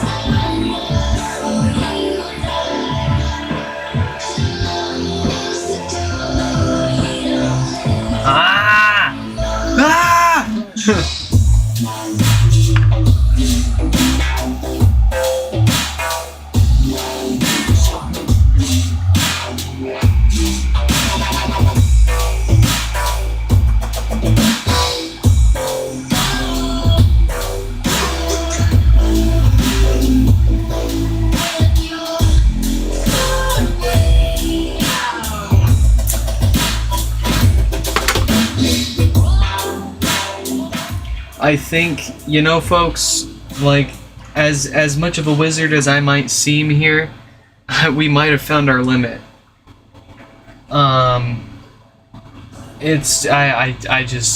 Every time I get one thing put down, I bump 5 other things, and I feel like I'm just not being steady enough. Maybe a nicer microscope would help, but maybe there's just literally too much here. But at the same time, I mean, there's other people on YouTube. Well, there's one guy on YouTube that has that's managed to fix one of these. But it's just you know, I'm not gonna lie, this is freaking difficult. I have never had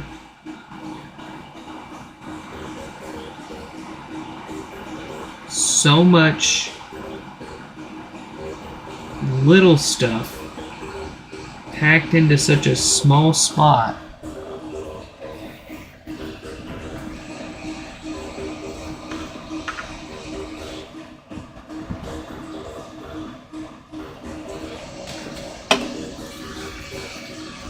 It's this is intense.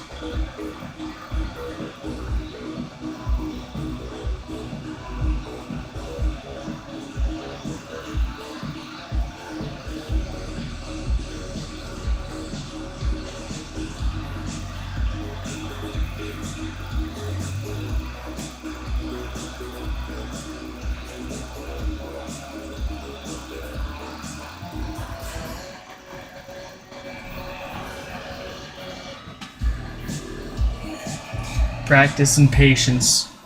Slam, you are correct. You are absolutely correct.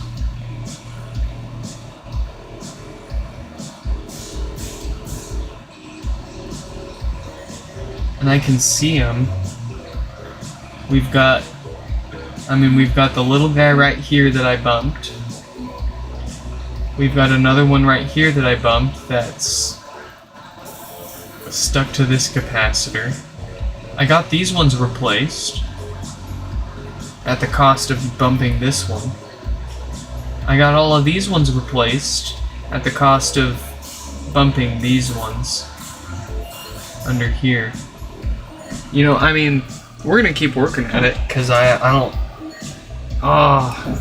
We can. Okay, I'll give you guys the option. Do we... I'm not feeling good about working on Mike's Mini. after this attempt, I don't feel good about it. I'll give you guys the option. Do we keep trying to fix Will's Mini? Or do we try to fix Mike's Mini? Or do we take a look at Sam's MacBook? I've got my USB-C amp meter with us, so we could look at something totally different here if you guys want. But let's see what the chat says. I'm gonna keep working on this until there's a consensus there.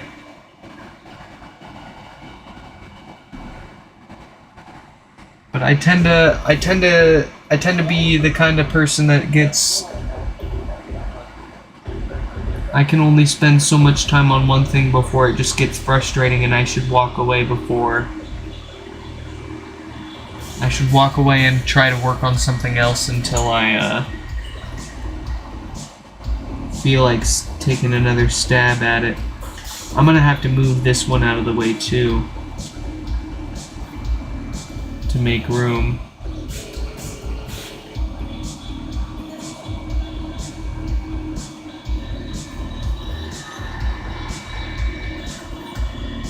MacBook. Matt, okay, we got three votes for Matt. What did I do here? What did I do here? Oh my god. I'm an animal. I am an animal, and I accept any insult that comes at me for this one. I 100% accept it. And I'm gonna buy the, man. I'm gonna make an offer to Will and Mike on their minis here, cause man, I really goofed this one up, and I would much rather just buy it off of them and use it for parts than spend however much more time it might take me to not fix it. Goodness. Those, you know, and I mean, there's that guy on YouTube. There's that guy on YouTube that just, it's a walk in the park for them. So, maybe I just maybe I concede on the minis and I refer anyone with a broken mini to them for repairs. Oh, you know, they're in the UK. That's the problem. I can't refer everyone to them. They're in the UK. That would only work for a few folks.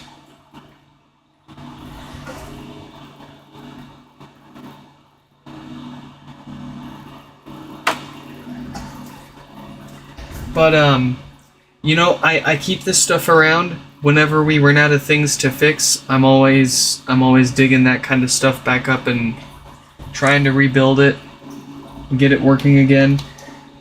There was one there was one device. It was like a flip camera. Took me I kid you not. It took us about a year to get it fixed.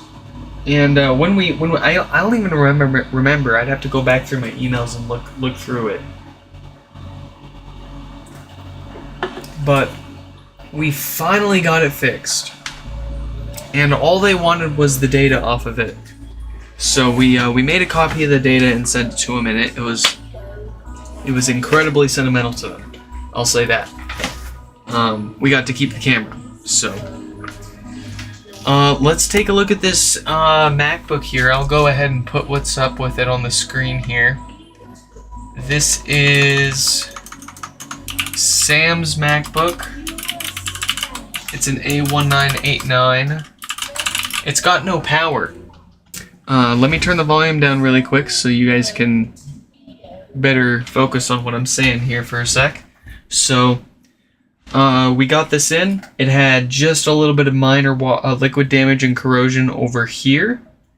We got it cleaned up with some isopropyl alcohol. And when we plugged it in, no power, no fan spin, you know. One thing that I did notice is with power connected, the mouse works. The trackpad, sorry, let me clarify. The Force Touch trackpad clicks. Let me pause the music so you can hear that. So the Force Touch trackpad gets power, and that's clicking. And our power draw with the battery connected is at about 20 volts. And it starts at less than an amp, but it crawls up to about, I think, 1.88 amps. So we get up to 20 volts, 1.8 amps, and that's it. I unplugged the USB-C port that was near the liquid damage just in case there was crud in there causing problems, and that didn't improve anything. I did plug this into my other MacBook and put it in DFU mode, and it shows up in Apple Configurator. But when I try to revive or restore it, it fails about 3/4 of the way through. So, caps lock, nothing on the caps lock key, that doesn't light up. I tried an SMC reset. I tried a PRAM reset. When I press the power button, the power draw does not change whatsoever if I press it. If I push and hold it, after a few seconds, it should drop.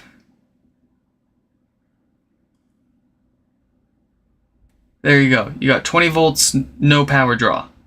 And then when I let go of the power button, it should crawl back up to 1.8 amps. So that's about it. The only other thing that I noticed is when I disconnect the battery. Let's go ahead and unscrew the battery from this really quick. That was another there was another odd symptom I saw with that. Where's my T5?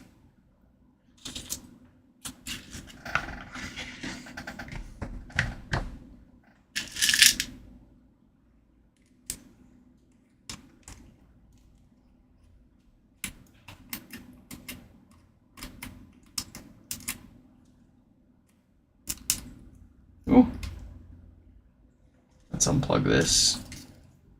Get this out of here. Get this disconnected.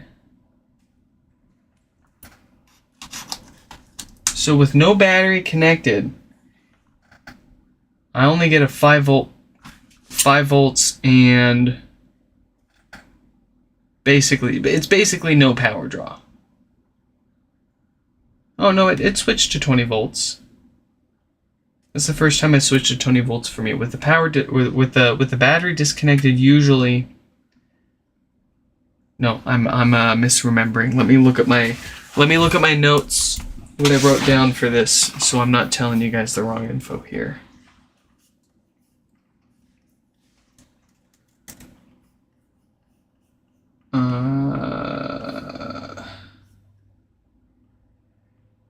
With no battery connected,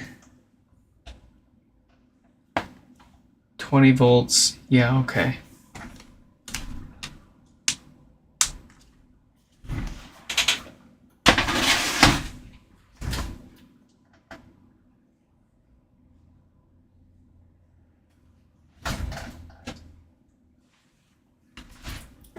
Yeah, with no battery connected, it's still 20 volts, but no, we got like 1 watt of power draw. It's like 0.04 amps. It's practically nothing. But it's negotiating 20 volts. So. And then as far as what gets warm,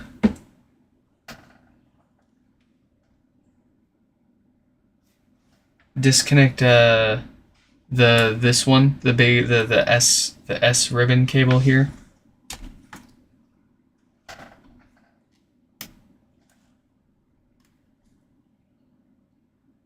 Oh, that is the that's connected to the battery, of course. Yeah, my apologies.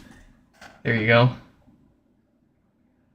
So we're starting at 5 volts, and it jumped to 20.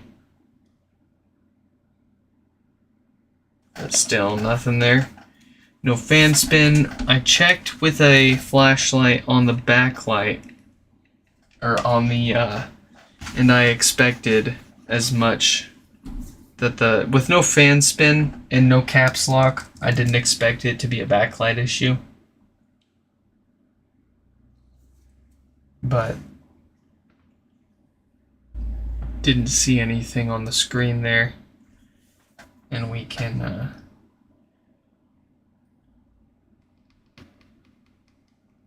make sure by pressing the power button here. Yeah, no life on the display there. We're still 20 volts. Still 20 volts. No amps. Well, 0.04 to 5 amps on the power draw there. And then as far as the thermal camera goes,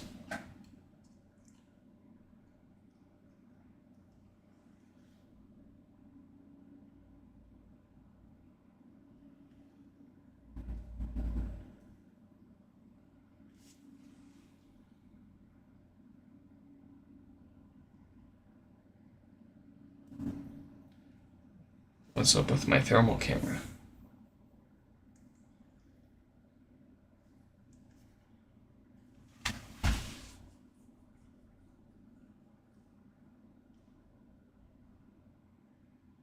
Uh-oh. I think my thermal camera might be busted. Let's give this some good old troubleshooting here.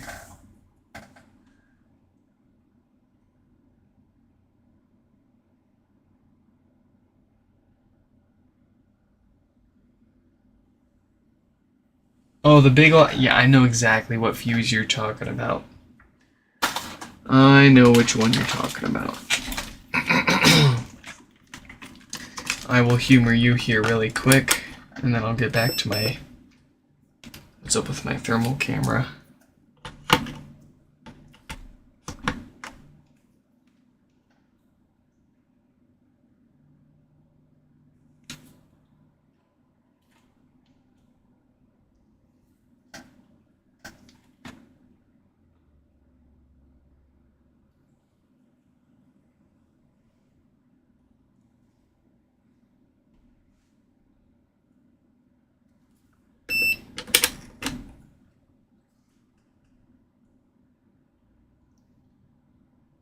12.5 volts on both sides of our fuse.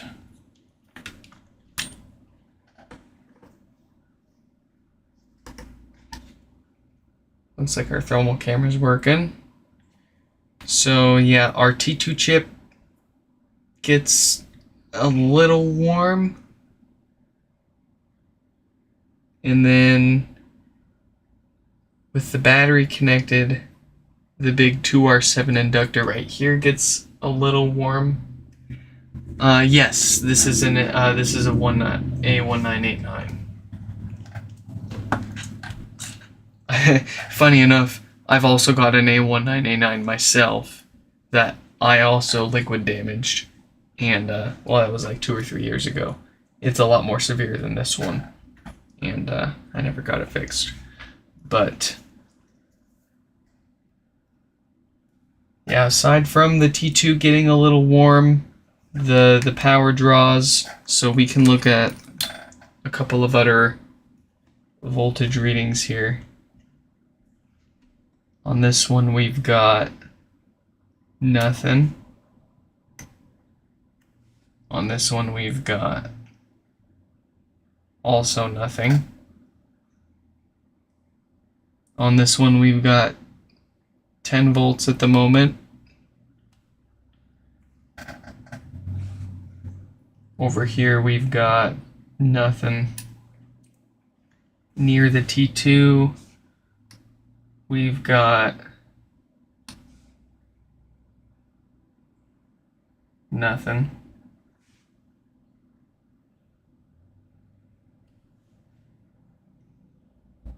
Yeah, we've actually, the only voltage that we've got is 10 volts over here.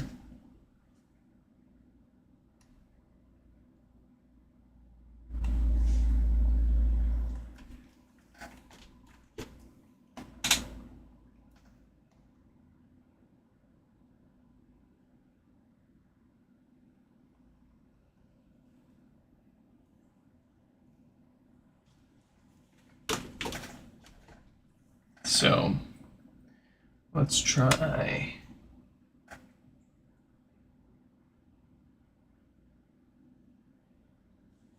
You're talking about this chip right here.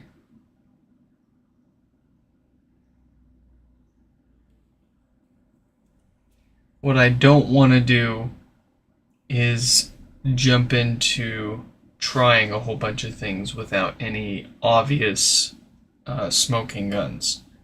I took this repair on with a bit of a risk, to me, thinking there was a good chance I probably wouldn't be able to fix it and I'd lose a little bit on it. But maybe we could learn something, maybe we can fix it. I'm willing to try anything that doesn't involve, you know, reflowing things or replacing things or touching anything without confirming something is wrong in order to replace it. So, you said this chip here, and you know, this chip did have a bit of corrosion all around it. So I think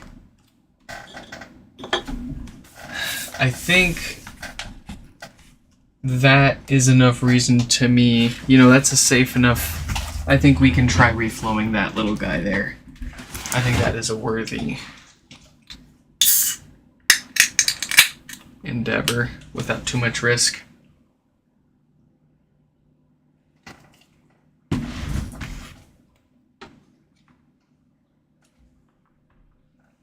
Let's get our screws back out.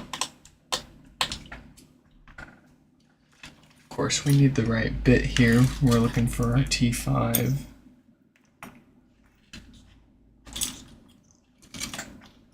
Someone just emailed me saying get good. I'm trying. I'm literally, what do you think we are doing right here, right now? You don't get good without getting. And what do you think we're doing right now? We're getting it.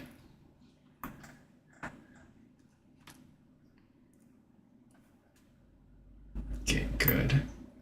Get good. Why don't you get a plane ticket over to Seattle and tell it to my face? And then show me how to get good. Where's my T5?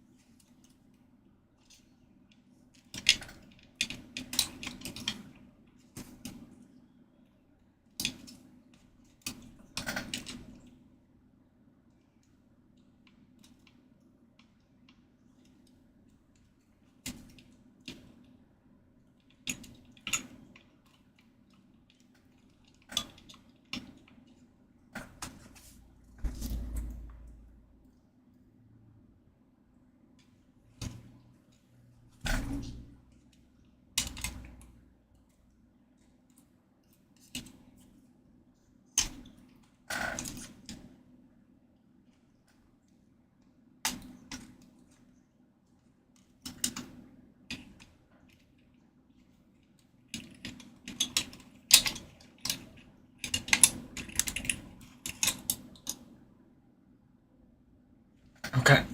Board is back out.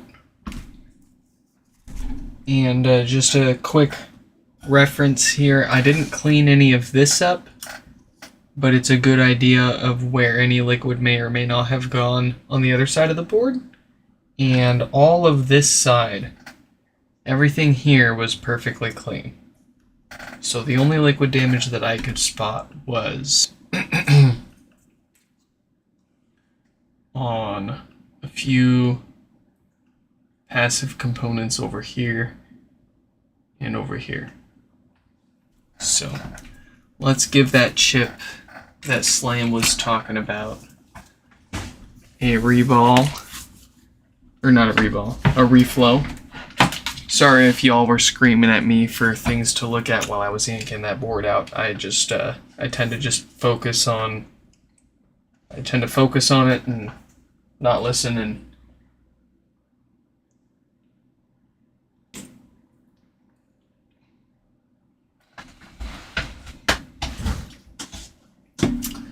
Wessaru, what is up? Welcome. I'm not sure if this is the place to ask, but I'll try anyway. I watched your Gen 2 teardown, and the part about dyeing the mesh. Have I found good results about just removing the display?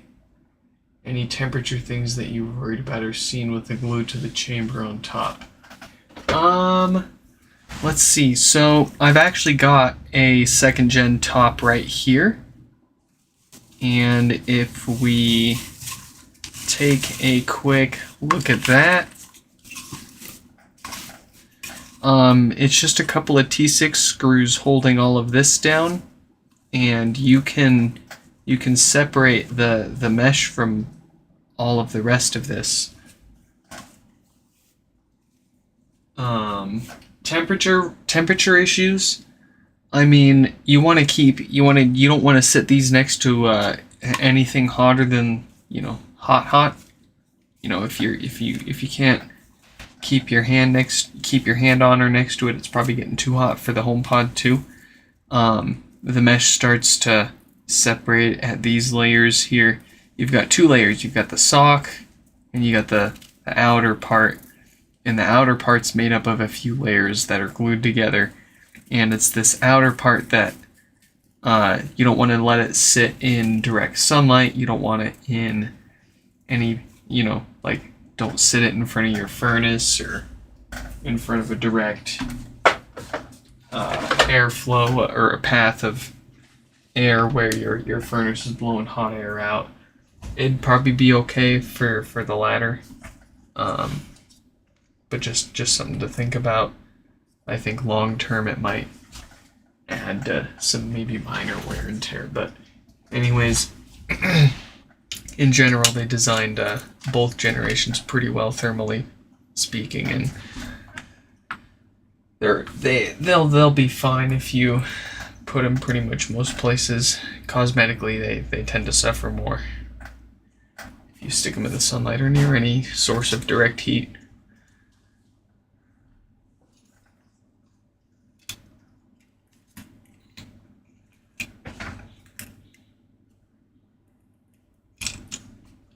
Alright, let's see how we can angle this to best benefit us.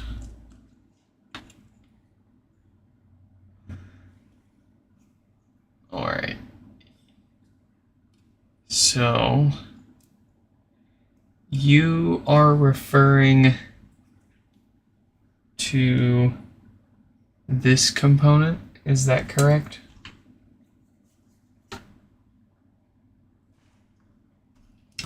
That is the... Oh gosh, I can't read that. Yeah, I do need a legitimate microscope if we're going to start getting into stuff like this. Like I said, I was being a little optimistic taking this one on, but I did tell him I wasn't going to charge him anything if I can't fix it, and I wasn't going to be destructive with anything that we did try. So that worst case, they're not spending anything out of their pocket to, just for us to learn. I'm not I'm not out here to make other people pay for our learning experience. I'm here to give people a good deal on our learning experience and get something out of it, but I'm not here to charge people to, or make people pay for us to learn and get nothing out of it. So let's go ahead and get a little bit of flux around that and give it a good reflow here.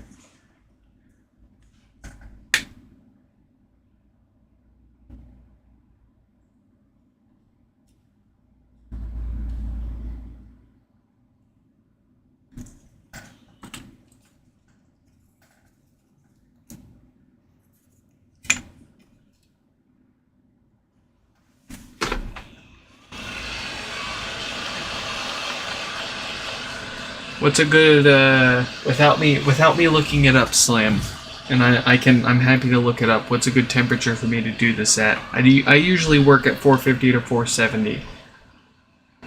I don't know too much about these logic boards.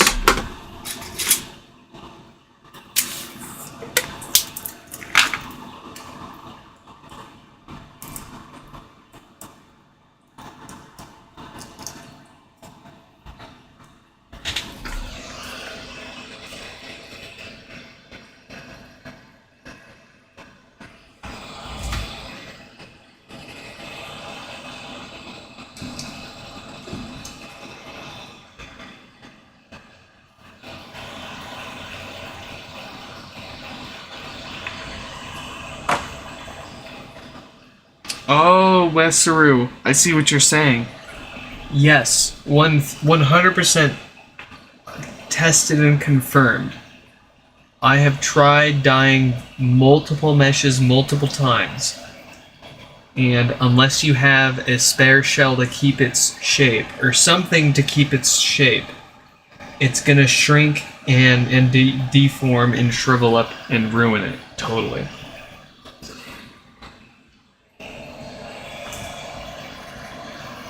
They're freaking heat sinks. Oh yeah, man. Oh, they all are.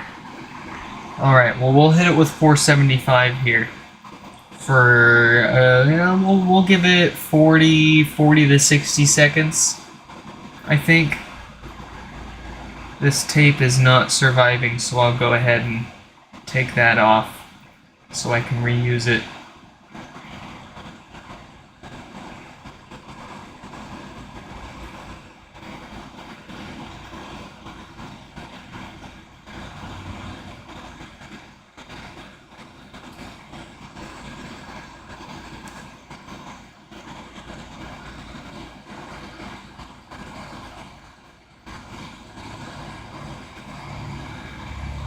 Oh, our inductors are already moving, so I presume that we've got enough heat in that chip already.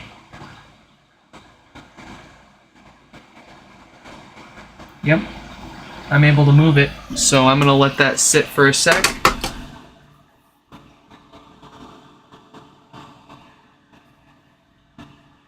That was a little quicker than I thought.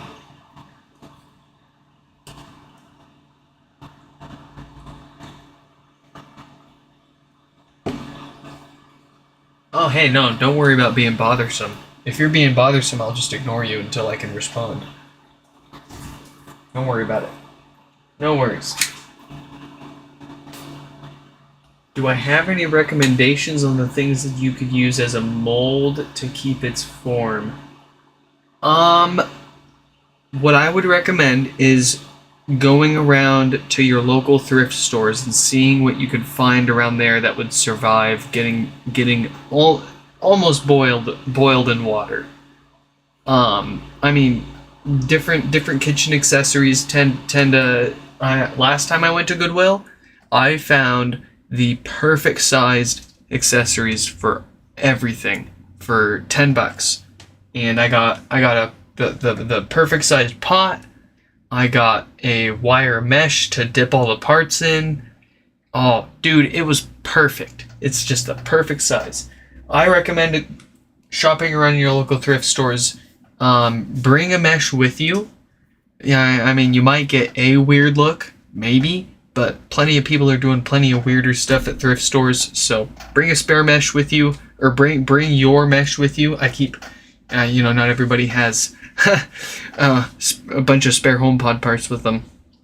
But it would behoove you to bring your mesh with you and see if any items at Goodwill or Value Village or whatever fit and would survive the same temperatures.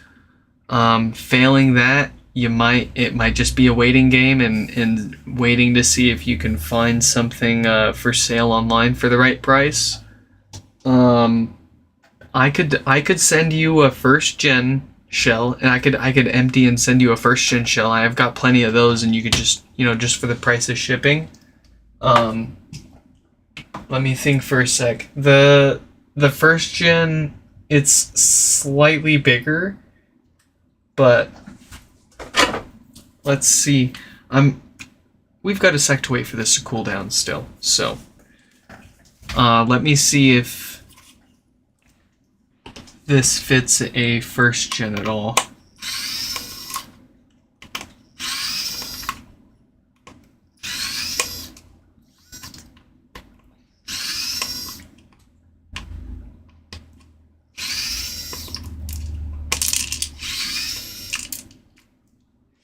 Stefan, Goodwill is essentially the indoor corporate version, corporate nonprofit version of what you shop around for outdoors. What you shop for. You send photos of you got your outdoor like swap meet or whatever. Goodwill's basically people go and give all of their unwanted stuff, and then they will go through it all and resell it. One of my favorite pastimes, just going to Goodwill. So this is a first gen shell. Let's see. This is a second gen mesh. It's glued to the basket, so we can't separate these, but it does physically fit over this, but that's as far as you're gonna get. And you do have, oh man, you've got these foam pads here to help keep things from vibrating. But on the flip side, the first gen doesn't have them. So I mean, you're pushing it. You're pushing it, trying to color up a second gen before I've even gotten to it. But I think, you stick that over it. No, see, the problem still is the bottom of it now. You have to have a way to fasten the bottom down. Maybe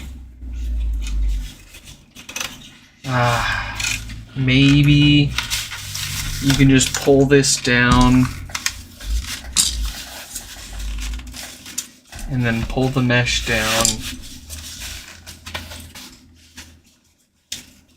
Maybe this would survive. If you paid me for it, I'd be willing to try this on mine.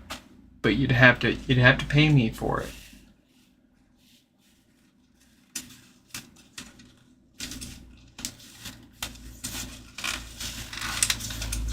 And I could give this a go and see if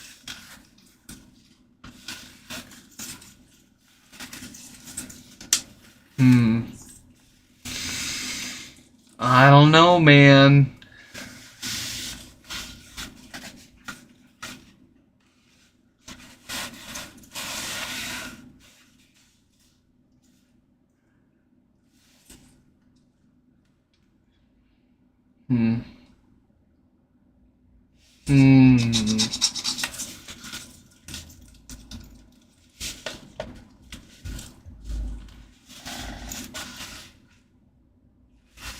Okay, I'm gonna have to think about that.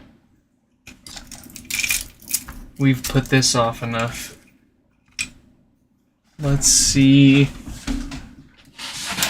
Oh, let's see what it's got here. I'm gonna harvest a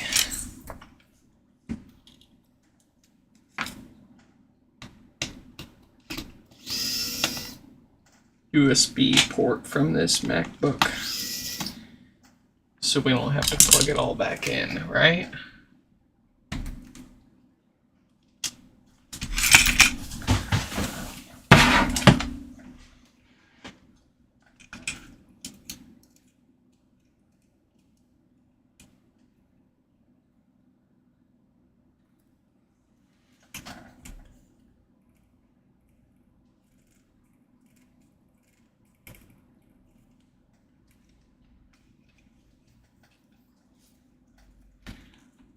Okay. Power draw says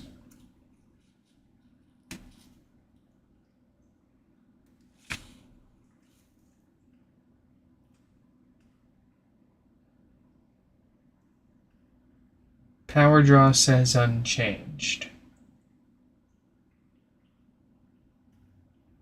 Still got 20 volts. Negligible amperage. Darn. But frankly, I'm not surprised. I'm not expecting anything that anybody suggests in the chat to just be a magic fix for this. It's gonna take. What I need to do is I need to download the board view for this. I need to download the schematic for this and look at. There's like 3 to 5 different voltages that I need to measure, that I need to look for in order for this thing, before it actually turns on and gives us fan spin and display output and other things to worry about. Basically, there's basic voltages that we need to check for, and I need the board schematic to do that. So I'm gonna talk with Sam and see what they want to do. If they're willing to hang out with us and see if we can figure this out over the next few weeks, then I'm happy to give them a great deal on a repair, and maybe we can get this fixed. Worst case, they're out just a little bit of time and the cost and shipping, and we'll ship it back to them, and they can send it to a professional shop that won't make fun of us for what we've done so far, at least. Let's see. I really don't want to try anything more on this until I grab the schematic and know what voltages I need to measure at where. Believe it or not, I still have there's still stuff to work on here. There's always stuff to work on here.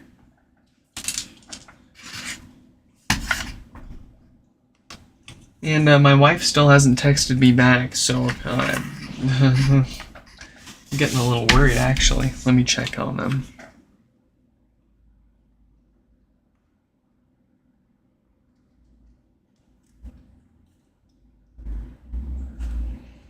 Oh, they're in Bellevue.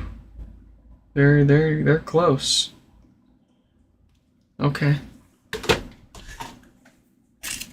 Well, plug it in again and check the chip with the thermal camera. All right. I'm happy to oblige. Y'all don't know whose the HomePod this one is, so I won't mention it and we won't say anything. The only one that would know whose that is isn't even here now. So let's grab that MacBook back.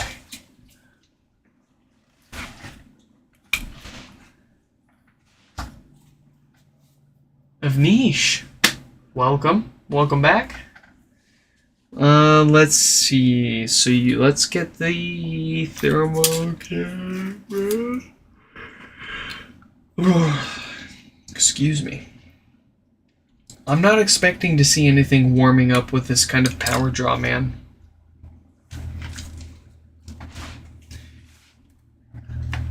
That's just only 1 watt, and it's fluctuating between 1 watt and 0 watts. I don't think that's going to be enough to make anything heat up.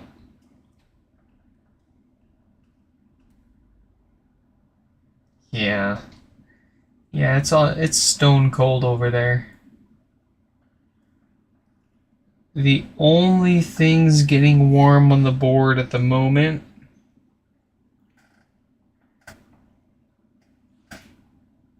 is our T2 chip over here.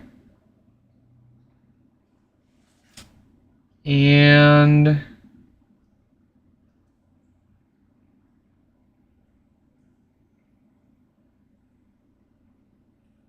that's it. Oh, we do have something else getting warm. It's our... Oh, that looks like the USB-C controller. I mean, that would make sense that it's not getting hot. It's warm. I mean, it's barely detectably warm.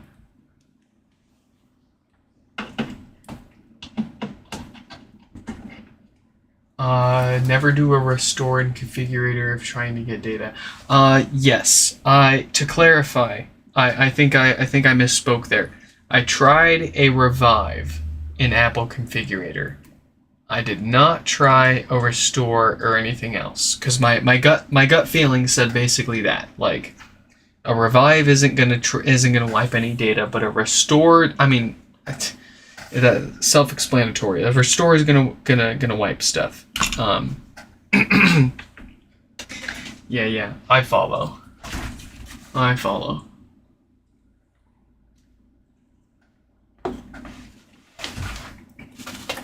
Are all 4 ports 20 volts? That's a good question. That we can see here.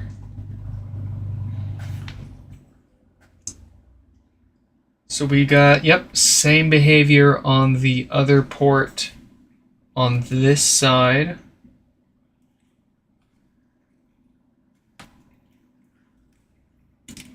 And if we move it over here,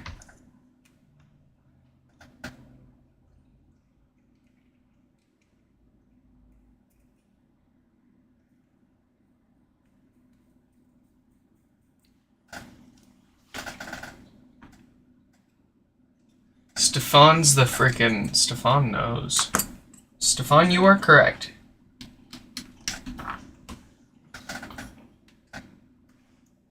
Starts at 5 volts, jumps to 20, same power draw.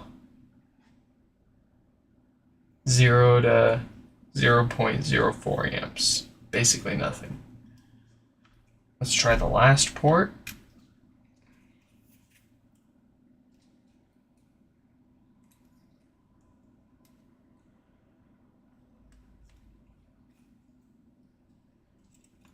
Starts at 5, jumps to 20, same power draw, basically nothing. So it's the same power draw and behavior across both sides, both ports. 20 volts.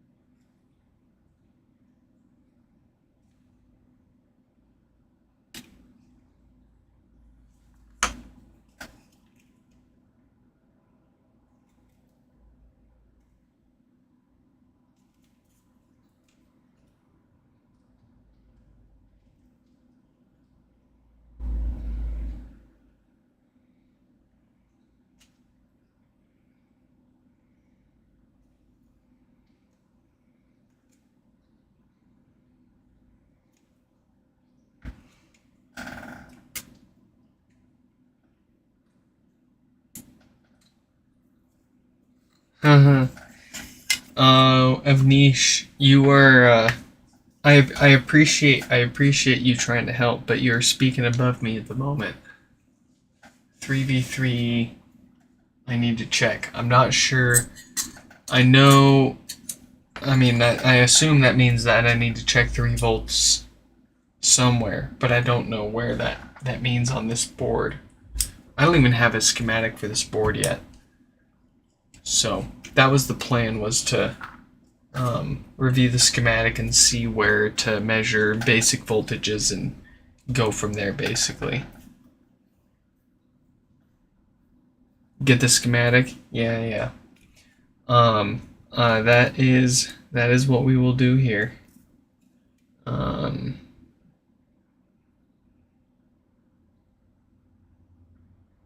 Oh, is that the board number on that side? No, that's not the board number.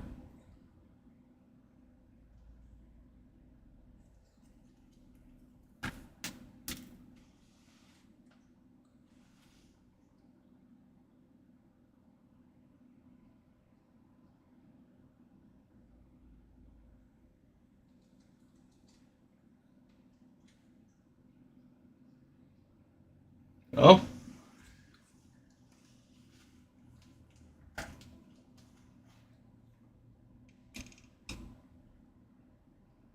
Folks, we are about out of time here.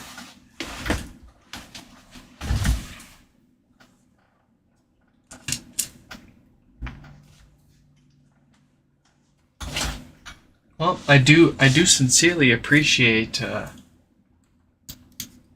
everyone's input and feedback, trying to help us get as far as we've gotten with this board. I'm gonna grab the schematics and do some more stuff on my own time here.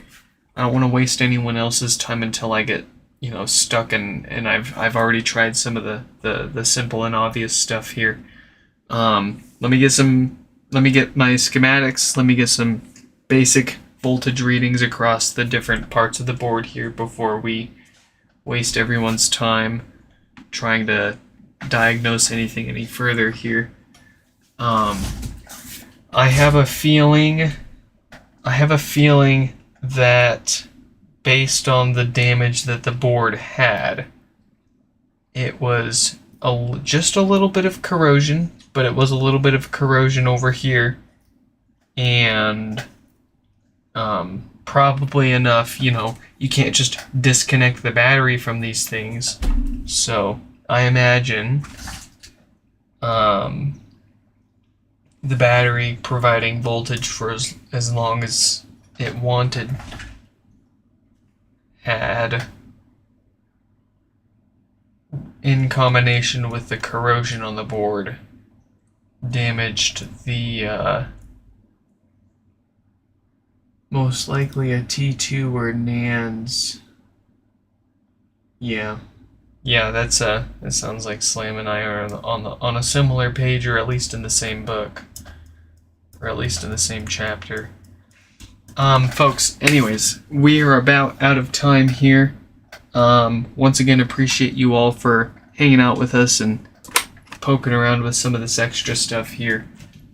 I hope you all enjoyed this live stream repair, and if you wanna keep poking around this with me, I'm happy to give you guys some more info in my Discord server, but keep in mind this is one of tens of thousands of MacBooks out there, and we don't want to spend too much time on just one of these and end up not being able to fix it. So at some point we got to spend so much time on it before we decide to call it quits and send it back, and let them send it to someone that's got a lot more experience on this that can just take it apart, look at it, and go, oh yeah, of course, it's blah blah blah, and they're done, just like we do with our HomePods here. So we're slowly expanding, we're playing around here and there with some other things, and we're trying to do as much as we can without taking too much from other people. But